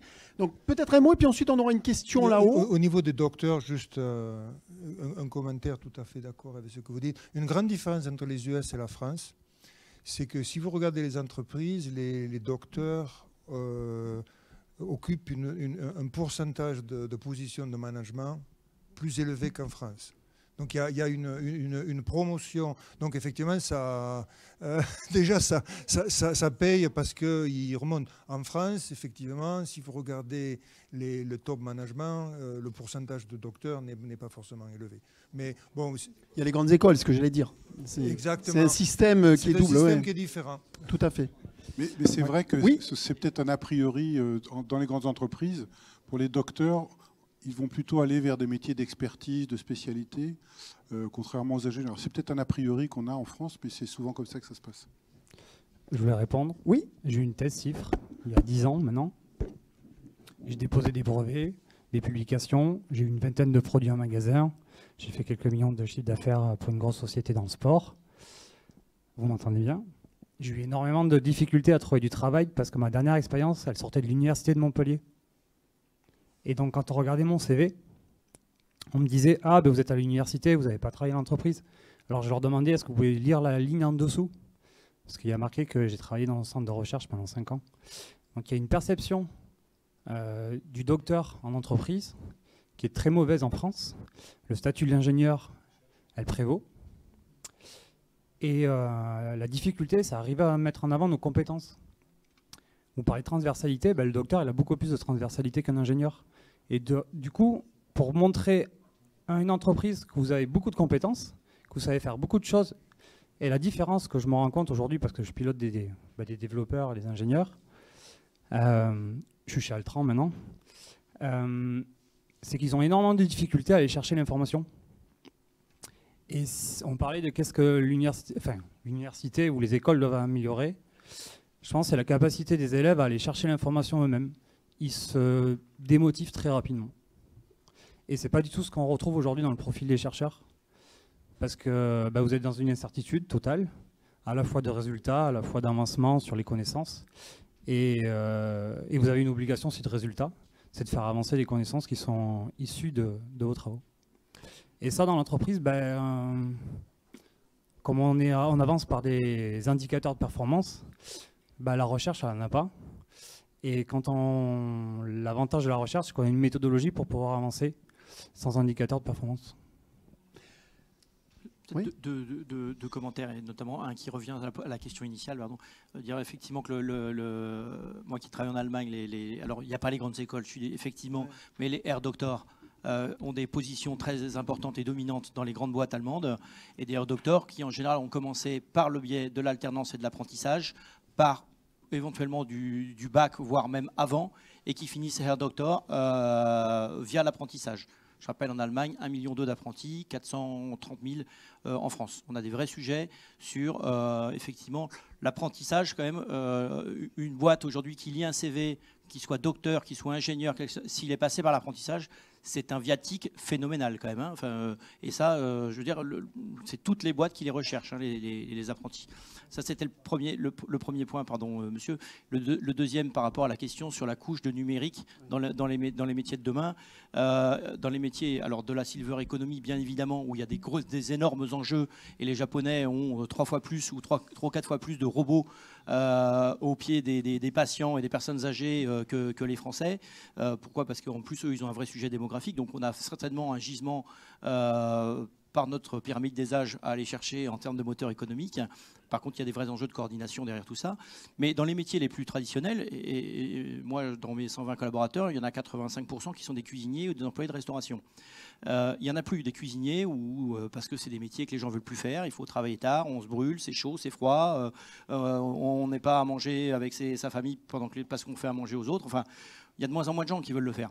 Donc c'est sûr que si en plus on leur dit il va falloir passer des commandes par un ordinateur pour appeler le fournisseur, s'il faut faire de la traçabilité parce qu'il y a de la sécurité alimentaire à garantir vis-à-vis de nos clients et de nos convives, s'il y a un minimum de traçabilité également en termes de gestion à avoir, en fait, on vient les polluer. Donc je pense que les enjeux de demain, c'est que sur les métiers traditionnels, si on veut être attractif, c'est de penser, moi je pense mon cuisinier 2.0 demain, c'est quelqu'un à qui je vais alléger ses fonctions qui potentiellement lui polluent son activité et ce qu'il aime faire. En tout cas, je pars du principe qu'il aime faire son métier et que tout ce qu'il pollue, je dois l'automatiser, je dois le digitaliser, m'appuyer sur l'IA si c'est possible. Mais en tout cas, je crois que c'est moi mon enjeu dans un métier éminemment traditionnel, c'est de rajouter une couche de digital pour être plus attractif. Et une couche d'humain pour lui expliquer que c'est pas à son encontre, mais c'est pour son bien-être au travail.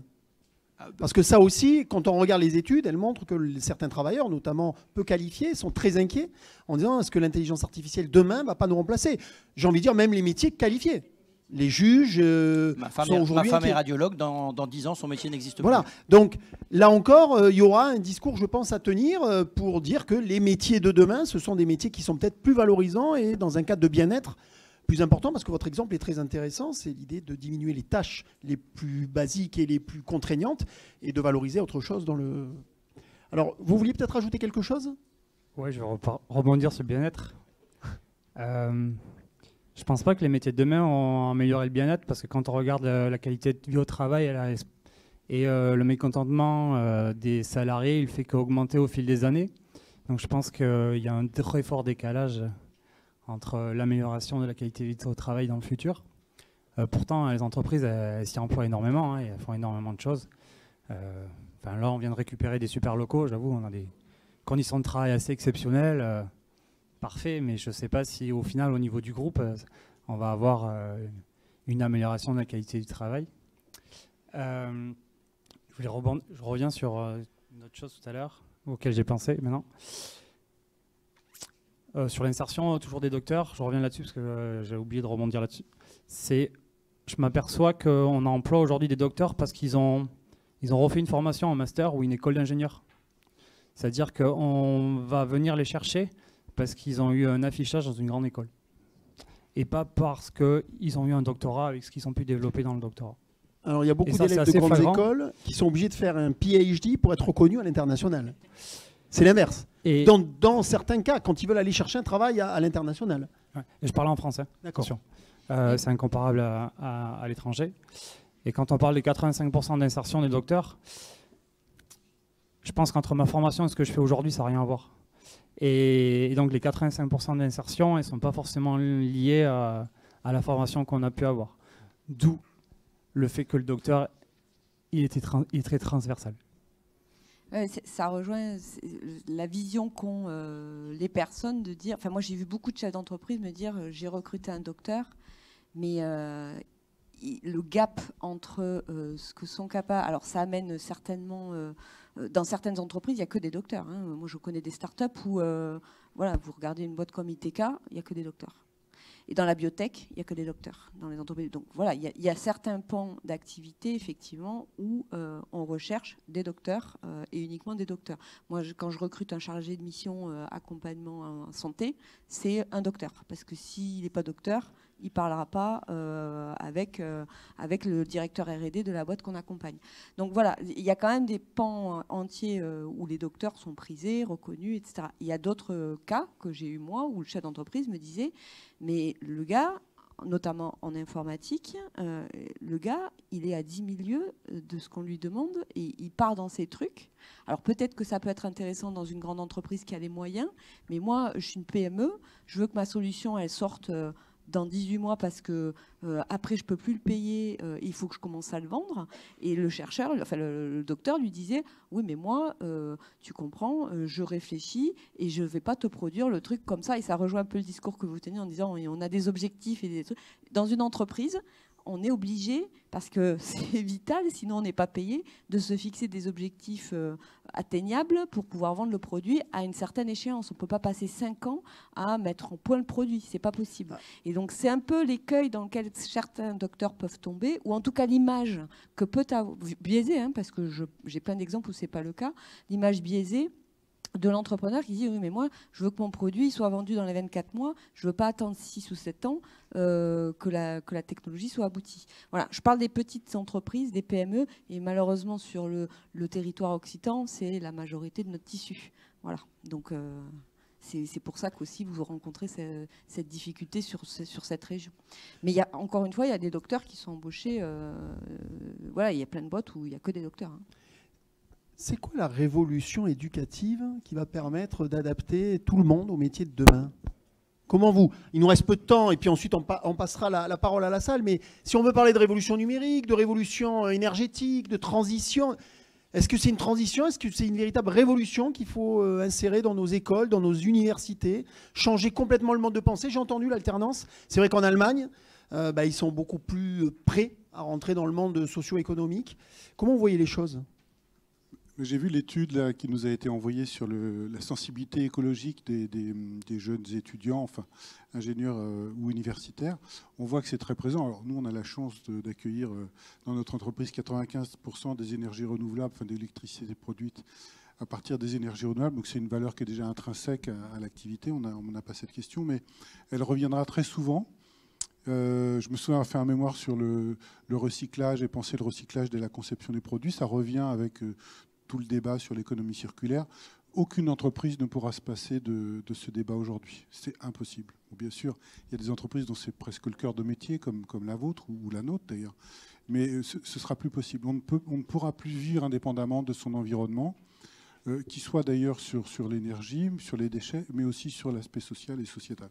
Ce sera plus possible. Donc ça fera partie de la culture d'un ingénieur. Alors j'hésite un peu à dire ingénieur, parce qu'avec la question qui a été posée avant, je pense qu'on touche à l'image de marque de l'ingénieur en France par rapport aux universitaires, aux docteurs.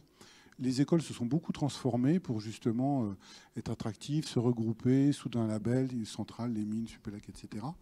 Polytech aussi. Et elles s'impliquent de plus en plus dans leur réseau universitaire. Ça, je pense que c'est une évolution qui va aller en s'amplifiant. Aller aussi vers la recherche, etc. Beaucoup plus qu'il y a 20 ou 30 ans pour les écoles d'ingénieurs. C'est une évolution qui me paraît d'ailleurs très souhaitable. C'est ce qui se passe ici à Polytech, bien sûr, mais ailleurs également. Mais le label ingénieur est encore extrêmement fort en France. Les écoles y ont travaillé. C'est aussi pour ça que les ingénieurs se placent si facilement en entreprise, alors que c'est moins vrai pour d'autres formations longues. Ouais. Oui, les écoles ont bien pris le virage. C'est plus difficile pour les universités dans certains cas. Pour vous, alors, c'est quoi la révolution? Là, j'entends les valeurs. Est-ce qu'il y a d'autres domaines qui vous semblent vraiment prioritaires à changer radicalement dans nos formations, dans l'enseignement supérieur, mais pourquoi pas même avant l'enseignement supérieur? Alors avant, effectivement, il y a dès l'école, il faut intégrer les systèmes. Enfin, alors nos enfants, enfin moi je parle pour les miens, mais ils sont déjà beaucoup plus early adopteurs que ce que nous on pouvait l'être, donc ils sont beaucoup plus à l'aise nativement avec tout ce qui est digital. Ils sont beaucoup plus sensibilisés à l'écologie parce que ils recyclent, alors que nous, quand on avait leur âge, ça nous passait complètement au-dessus. Voilà, il y a plein de choses qui commencent. Voilà, et ça s'éduque aussi à l'école dès le primaire, hein, voire la maternelle. Mais pour répondre à votre question sur la révolution attendue ou pas, moi je pense quand même que la formation tout au long de la vie, c'est quelque chose auquel il va falloir se préparer. C'est-à-dire, fini, je rentre, je fais 5 ans d'études, voire un doctorat si je veux vraiment pousser plus loin. Et puis après, je suis sur le marché du travail et je fais quelques formations dans le privé, par-ci par-là, payées par mon employeur. Ou je fais un master parce que j'ai envie de rebondir sur autre chose et que voilà, ça fait partie. Et ça, pour moi, c'est terminé, quoi. Alors, je vais être caricatural. Un ingénieur, je m'adresse à ceux de Polytech, il est obsolète au bout de combien de temps? 5 ans, 10 ans? Non, mais je suis assez sérieux. Dans tout ce qui est numérique, intelligence artificielle, etc. En combien d'années, s'il ne se remet pas en cause et qu'il ne se forme pas, il peut être à un moment donné en retard? Moi, je pense que peut-être pas obsolète, mais en retard. Tous les 5 ans, on assiste à une... Et ça va s'accélérer. Je ne peux même pas parler aujourd'hui parce que ça va de plus en plus vite. Donc, vous parlez du quantique. C'est vrai que là, c'est un changement de paradigme qu'on n'enseignait pas du tout dans les universités il y a 5 ans. Ça va arriver. Donc, on n'en est pas encore là, mais on voit la vitesse à laquelle tout avance. On est dans une économie mondialisée, une recherche avec des pays émergents qui prennent complètement le pas. Si on regarde l'IA, en Europe, on est à la rue, quoi. Enfin, c'est les États-Unis et l'Asie qui a pris le lead. Japon aussi. Ouais, voilà. Il faut voir combien ils investissent. Ouais, c'est sans commune mesure. Donc il faut qu'on aille de plus en plus vite. Et pour les universités, pour les écoles, c'est de se préparer à dire tous ces salariés-là, il va falloir les mettre au goût du jour le plus rapidement possible. Donc pour moi, le modèle formation initiale versus formation continue, c'est formation initiale qui va migrer de plus en plus vers la formation continue. C'est-à-dire que... Il va y quand même avoir un changement de paradigme aussi, c'est que on a un modèle, en tout cas français, qui est un modèle très administré par l'éducation, par la santé, par un certain nombre de la justice, enfin voilà, et qu'aujourd'hui on a des gens qui viennent plutôt consommer de la justice, consommer de la santé, consommer de l'éducation. Donc effectivement, il va falloir pouvoir s'adapter à ça, ce qui n'est pas forcément évident parce que l'éducation nationale est un gros paquebot. Moi, je suis fils d'un instituteur, donc je connais bien la machine et je la respecte. Et je suis c'est un hussard de la République et je suis très fier que l'ascenseur social de notre éducation nationale permette à toute forme de société d'accéder à la connaissance, enfin toute forme de personne de la société d'accéder à la connaissance et à l'élévation sociale. Bon, on se rend compte quand même que c'est un petit peu en panne malgré tout, et de plus en plus. L'apprentissage le permettrait certainement davantage. Mais le vrai sujet, c'est qu'effectivement, on est habitué à être pris en charge en France. Voilà, là, demain, il va falloir devenir acteur de son parcours. Le compte personnel de formation existe depuis 6-7 ans. Il y a eu 2 réformes entre-temps. Mais demandez à des gens dans le monde de l'entreprise, des collaborateurs qui sont venus voir leur patron en disant « je veux m'occuper de mon compte personnel de formation et j'ai ça comme projet, etc. » Alors, se faire stimuler une formation pour développer son employabilité, un peu suscité par le patron, il y en a plein, ça, il n'y a pas de problème. Par contre, quelqu'un qui va prendre en charge son destin de formation, je vais vous dire, il y a encore un gros travail à faire. La curiosité que j'évoquais tout à l'heure, elle doit être stimulée dès le plus jeune âge et de se dire, je suis acteur de mon parcours professionnel, je ne dépends pas de mon employeur. Aujourd'hui, les dispositifs permettent que je le sois. Par contre, il y a un gros gap culturel à franchir. Donc vous êtes en train de nous dire qu'on a besoin de sponsors de la formation tout au long de la vie dans les entreprises. C'est un nouveau métier peut-être. Conseiller d'orientation. Et de conseiller d'orientation. Mais conseiller d'orientation tout au long de la vie. Ouais. Si je peux... pas qu'au lycée. Un petit peu, je pense qu'il ne faut pas aussi exagérer. En ce sens qu'on a beaucoup de concepts qui ont des nouveaux termes. Machine learning, ce n'est rien d'autre que la statistique, etc., etc. Donc il ne faut pas aussi penser qu'au niveau des ingénieurs, on fait des choses qui sont vraiment différentes. Moi, je pense que là où c'est très, très différent, c'est au niveau de l'impact sur la société. Vous parliez d'un radiologue, on peut parler d'un chauffeur de taxi, on peut parler d'hôtel. On peut les centres de vente traditionnels.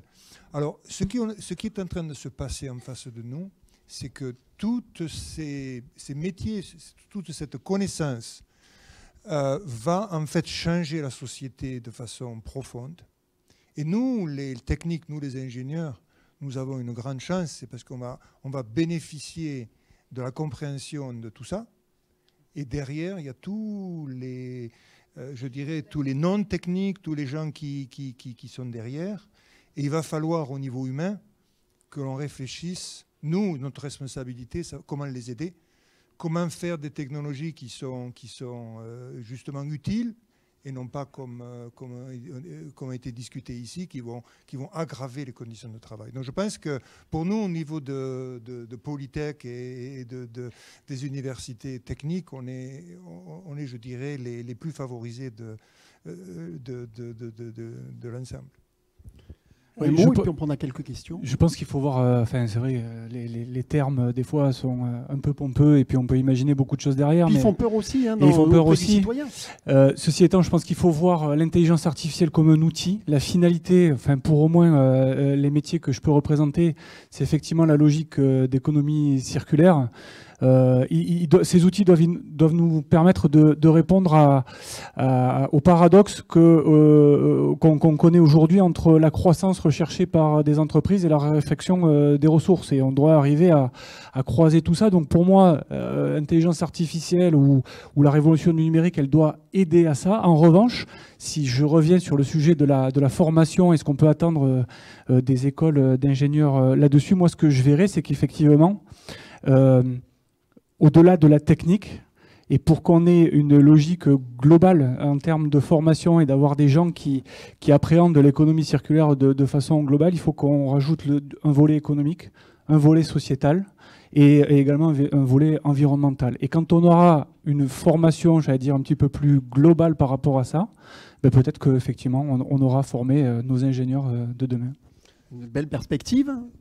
Et alors, avec la complexité qu'une entreprise est là pour faire du profit, c'est aussi s'assurer qu'il y ait une dimension éthique. Hein. Je veux dire, il y a un Montpellierin célèbre qui disait « sans conscience n'est que ruine de l'âme ». Il y a quand même un sujet là-dessus sur effectivement la manipulation de la donnée et à quel dessein. Et là, pour le coup, vous le disiez, c'est que l'homme doit se prendre en main, mais là, pour le coup, c'est les gouvernements, puisqu'aujourd'hui, des sociétés sont supranationales, sont plus puissantes, ont la capacité d'investir en recherche et développement et en capacité plus que des États. Là, c'est un débat un peu philosophique ce que j'amène. Mais il est important. Mais dans quelle société on veut vivre? En tout cas, il faudra qu'on forme nos ingénieurs en se posant cette question. Il y a un jeune docteur à nous qui enseigne aujourd'hui en Chine. Il est dans une province dans laquelle ils ont mis en place le système du scoring social. Donc on parlait de l'utilisation des données. Mais là, typiquement, ceux qui auront un mauvais score social, eh bien, ils n'auront pas accès à certains services de base. Donc là, on est dans des débats, effectivement, sur les métiers de demain pour le meilleur, bien sûr, l'IA, on l'a compris toutes et tous. Mais je suis assez d'accord, il faut surtout avoir en tête cette dimension éthique et philosophique qui est fondamentale parce que vous l'avez très bien dit, toutes et tous, c'est vraiment demain aussi les métiers qui impacteront le citoyen et donc qui, quelque part, font, c'est vrai, peur et nécessitent beaucoup d'éthique du côté des entreprises ou des citoyens. Alors peut-être on a quelques mots, alors je ne sais pas Jérémy, est-ce qu'il nous reste un peu de temps? Voilà. J'ai jamais pris la parole, du coup. Ouais. Ça sera vous, donc allez-y. Ouais, Stéphane Brosillon, je suis responsable du département sciences et technologies de l'eau à Polytech Montpellier. La première chose, je ne voudrais pas qu'on croie qu'il n'y ait que du développement ou que des métiers d'avenir dans le numérique demain. Il n'y a pas que le numérique dans le développement économique. Et souvent, c'est un tropisme. Dès qu'on parle des métiers de demain, on parle que de numérique. Il n'y a pas que le numérique. Ça, c'est le premier point que je voulais aborder. Et justement, pour rebondir sur les enjeux sociétaux, ce qui me semble important, vous avez essayé de revenir plusieurs fois, justement sur le changement climatique, sur les fondements de la biodiversité, sur la rupture de matières premières, puisqu'il y a un développement au niveau de la population mondiale on n'arrête pas de croître, on n'arrête pas de consommer de plus en plus, et ce modèle, justement, ces modèles sont-ils soutenables? Et est-ce qu'on peut imaginer des métiers de demain, ou en tout cas un moteur de développement qui permettrait de répondre pour l'économie circulaire par rapport à la pénurie de matières premières? On voit en ce moment qu'en manque de médicaments, il y a certaines molécules qui nous font défaut, parce qu'on n'en produit pas assez, il n'y a pas assez de corticoïdes, il n'y a pas assez d'ibuprofène. Mais le problème, c'est qu'on a plein de principes, de beaux principes, mais est-ce qu'au quotidien, on est prêt à le mettre en œuvre? Est-ce qu'on est prêt à se passer de nos smartphones? Est-ce qu'on est prêt de passer sur une économie décarbonatée, sans carbone, etc. etc. Est-ce qu'on est prêt à faire une ville la ville de demain, du futur, pareil, avec d'autres systèmes de déplacement? Et justement, on n'a pas trop abordé, est-ce qu'il y a des métiers de demain ou est-ce qu'il y a du business, entre guillemets, puisque l'entreprise est là pour faire du profil, sur ces thématiques-là? Qui veut réagir? C'est une question intéressante, vraiment. Peut-être l'idée que demain, on va changer d'orientation dans la croissance et qu'on risque d'avoir des niches. Alors on parle beaucoup de croissance versus est-ce qu'il ne faut pas développer des modèles de décroissance, voilà, consommer moins. Si, tout ce qui est, il y a beaucoup de débats philosophiques autour de ça. Est-ce que c'est soutenable de continuer à vouloir produire plus, toujours plus, consommer plus, et est-ce qu'on va pas être amené à demain se dire, on consomme moins, quoi, et on travaille. Alors sur les métiers en tant que tels. Je dirais, sur la transition écologique, oui, il y a tout ce qui est économie circulaire, mais malheureusement, je dirais, le digital, là, il y est aussi. Parce que moi, tout ce que je peux voir en matière d'amélioration, maintien de la biodiversité, etc., on a besoin du numérique et des capteurs pour monitorer tous ces aspects-là et pour optimiser. Donc voilà. Après, c'est toujours des métiers liés au numérique, à la modélisation, à la prédiction. Donc pour répondre à ta question, Stéphane, il n'y a pas que le numérique. Malheureusement, on le retrouve au bout d'un moment, on a beau partir d'un modèle qui n'est pas numérique, au bout d'un moment, on se retrouve avec le numérique. Après, sur les autres métiers liés au fait de maintien de la biodiversité, etc., oui. Il faut se poser la question du maintien de la biodiversité, mais en même temps, est-ce qu'il faut continuer à faire des enfants? Est-ce qu'il faut... ça va loin, hein, le débat. Hein, et ça, moi, j'ai pas la réponse. Je ne me permettrai pas. Mais si on veut plus consommer et réduire, c'est déjà réduire la natalité parce qu'on est de plus en plus nombreux, quoi. C'est une réflexion du 19e siècle qui est portée par Malthus, bien sûr. S'agissant du MEDEF, là c'est plus une ligne nationale que je vais porter, mais aujourd'hui le président du MEDEF national considère que la transition écologique, énergétique sont des vrais moteurs de croissance pour la France. On estime qu'on a le potentiel pour avoir des champions sur ces sujets-là. Donc il y a beaucoup de volonté là-dessus. Après, ce que l'on demande, c'est que cette société dans laquelle on veut se projeter et sur laquelle on pense qu'il y a des vrais moteurs de croissance économique, et notamment pour les entreprises françaises, il faut qu'elle s'opère aussi de façon transitoire, c'est le cas de le dire, que la fiscalité soit incitative et pas forcément punitive immédiatement, même si malheureusement les Français, ils ont arrêté de commencer à rouler moins vite à partir du moment où il y a eu plus de radars. Mais bon, mais en tout cas, voilà, parce que les transformations des entreprises, on a parlé de ressources humaines, on a parlé de transformation numérique. Si effectivement il y a des transformations qui sont trop fortes, qui sont imposées via de la pression fiscale, la capacité d'investissement, et là je vous rejoins, à un moment donné, il y a des arbitrages qui sont faits en faveur du résultat et pas forcément en faveur de l'investissement. Il faut qu'il y ait une dimension incitative de l'État pour porter des champions sur ces moteurs économiques. Oui, je vais rester sur la même tonalité. Donc, je ne m'étais pas présenté tout à l'heure. Bertrand Montfort, je suis notamment secrétaire de la Chambre professionnelle du Conseil Languedoc-Roussillon en attendant d'aller au niveau Occitanie. Et par ailleurs, je représente le CBIOS pour l'Occitanie. Le CBIOS, en fait, eh bien, ça va aller dans le sens de la précédente question. La question qui est de dire finalement quel modèle suivre pour avoir une économie durable, pour avoir des économies qui soient inspirées par des perspectives. Celle du biomimétisme. Alors, j'ai envie de poser la question déjà à la salle. Pour qui ça veut dire quelque chose, biomimétisme? Ça va pas très loin. Merci beaucoup pour ceux qui lèvent la main. Et en ce qui vous concerne, voilà, allons dans la nature pour trouver notre futur, disait-il. Donc, il y a un modèle naturel. Vous avez beaucoup parlé d'environnement, d'écologie, d'économie circulaire. C'est quoi l'économie circulaire? C'est l'exploitation agricole, polyculture, élevage, qui importait très peu, qui exportait très peu. Et on a donc une logique à l'échelle des territoires qui est celle des métabolismes territoriaux qui seront permis justement par le développement de l'économie circulaire. Mais l'innovation s'inspirant du vivant est frugale en consommation énergétique, est frugale en consommation de matière et dans le recyclage et ouvre des perspectives durables. Alors je pense que cette table ronde sur les métiers de demain pouvait difficilement se clore sans évoquer ce modèle du vivant qui est une vraie perspective. Le CBIOS existe depuis 5 ans. Il se déploie à très très grande vitesse sur l'ensemble des territoires. Et en ce qui me concerne, j'essaie de développer à l'échelle de l'Occitanie. Et donc, je serais ravi de pouvoir discuter avec Catherine Pommier à l'occasion du cocktail qui va suivre pour voir comment mobiliser sur cet axe d'innovation. Je vous remercie beaucoup. Bon, merci beaucoup. On prend une dernière question ou on passe au cocktail?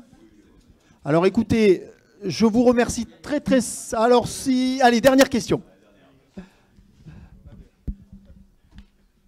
Je me présente, je m'appelle Étienne Espada. Alors par contre, moi j'ai une différente approche. Moi je suis étudiant. Alors je viens juste de sortir du cycle préparatoire en fait ici à Polytech.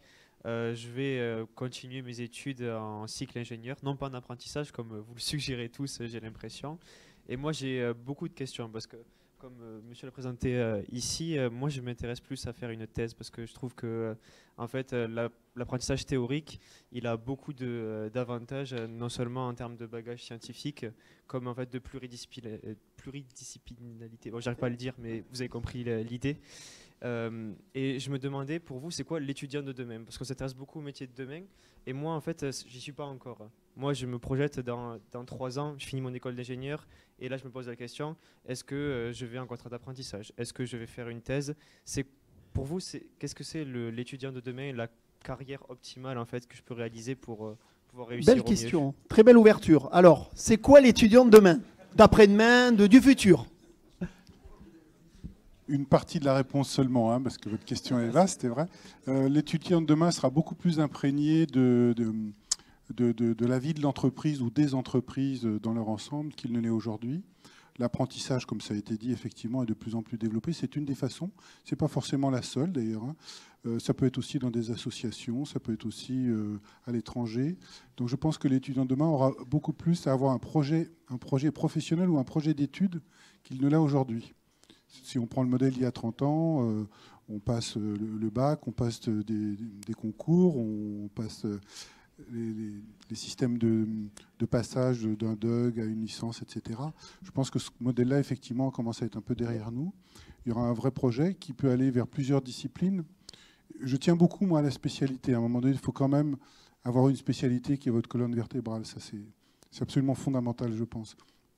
Ça ne veut pas dire de ne pas ensuite évoluer et faire d'autres activités, d'autres métiers, d'autres disciplines. Mais quand même, il faut avoir quelque chose qui vous ramène, qui vous ancre dans le sol, j'allais dire. Donc l'étudiant de demain, je le pense, aura un vrai projet d'études, beaucoup plus qu'aujourd'hui, comme il devra avoir un projet professionnel beaucoup plus structuré, sachant que les carrières vont beaucoup plus évoluer qu'elles ne l'ont fait ces 10 dernières années. L'étudiant de demain, c'est l'étudiant américain? Je vais être bref. Dans le passé, jusqu'à présent, ce qui compte pour l'étudiant, c'est sa formation, ce qu'il sait. Je pense que l'étudiant de demain, ça va être sa capacité d'apprendre des nouvelles choses. Donc en fait, il faut qu'un étudiant de demain, on le forme à être bien sur ses pieds, voir les problèmes et d'être capable d'apprendre tout le temps. Et non pas d'accumuler un jour donné et après penser à passer une vie professionnelle en tirant parti de tout ce qui a été appris à l'école. Donc je pense que c'est notre responsabilité de créer justement des curieux pour le reste de leur carrière. La curiosité, ce qui est très positif. Le cognitif tient sa racine latine du supin cognitum, qui est le cognosco, et le cognosco, c'est j'apprends à connaître. Voilà, donc cognosco, c'est j'apprends à connaître. Si on devait être un étudiant, mais en fait, l'idée, c'est d'être étudiant toute sa vie. La curiosité et le cognosco. Avec une tête bien faite à l'arrivée. En tout cas, voilà, je crois qu'on va conclure sur cette belle phrase. Donc un grand merci pour votre expertise, pour ce débat extrêmement riche. Et merci à Polytech d'avoir réuni nos experts, d'avoir réuni les partenaires, parce qu'on a eu de l'intelligence collective ce soir. Et c'est peut-être ça les métiers de demain. Donc merci beaucoup à toutes et à tous.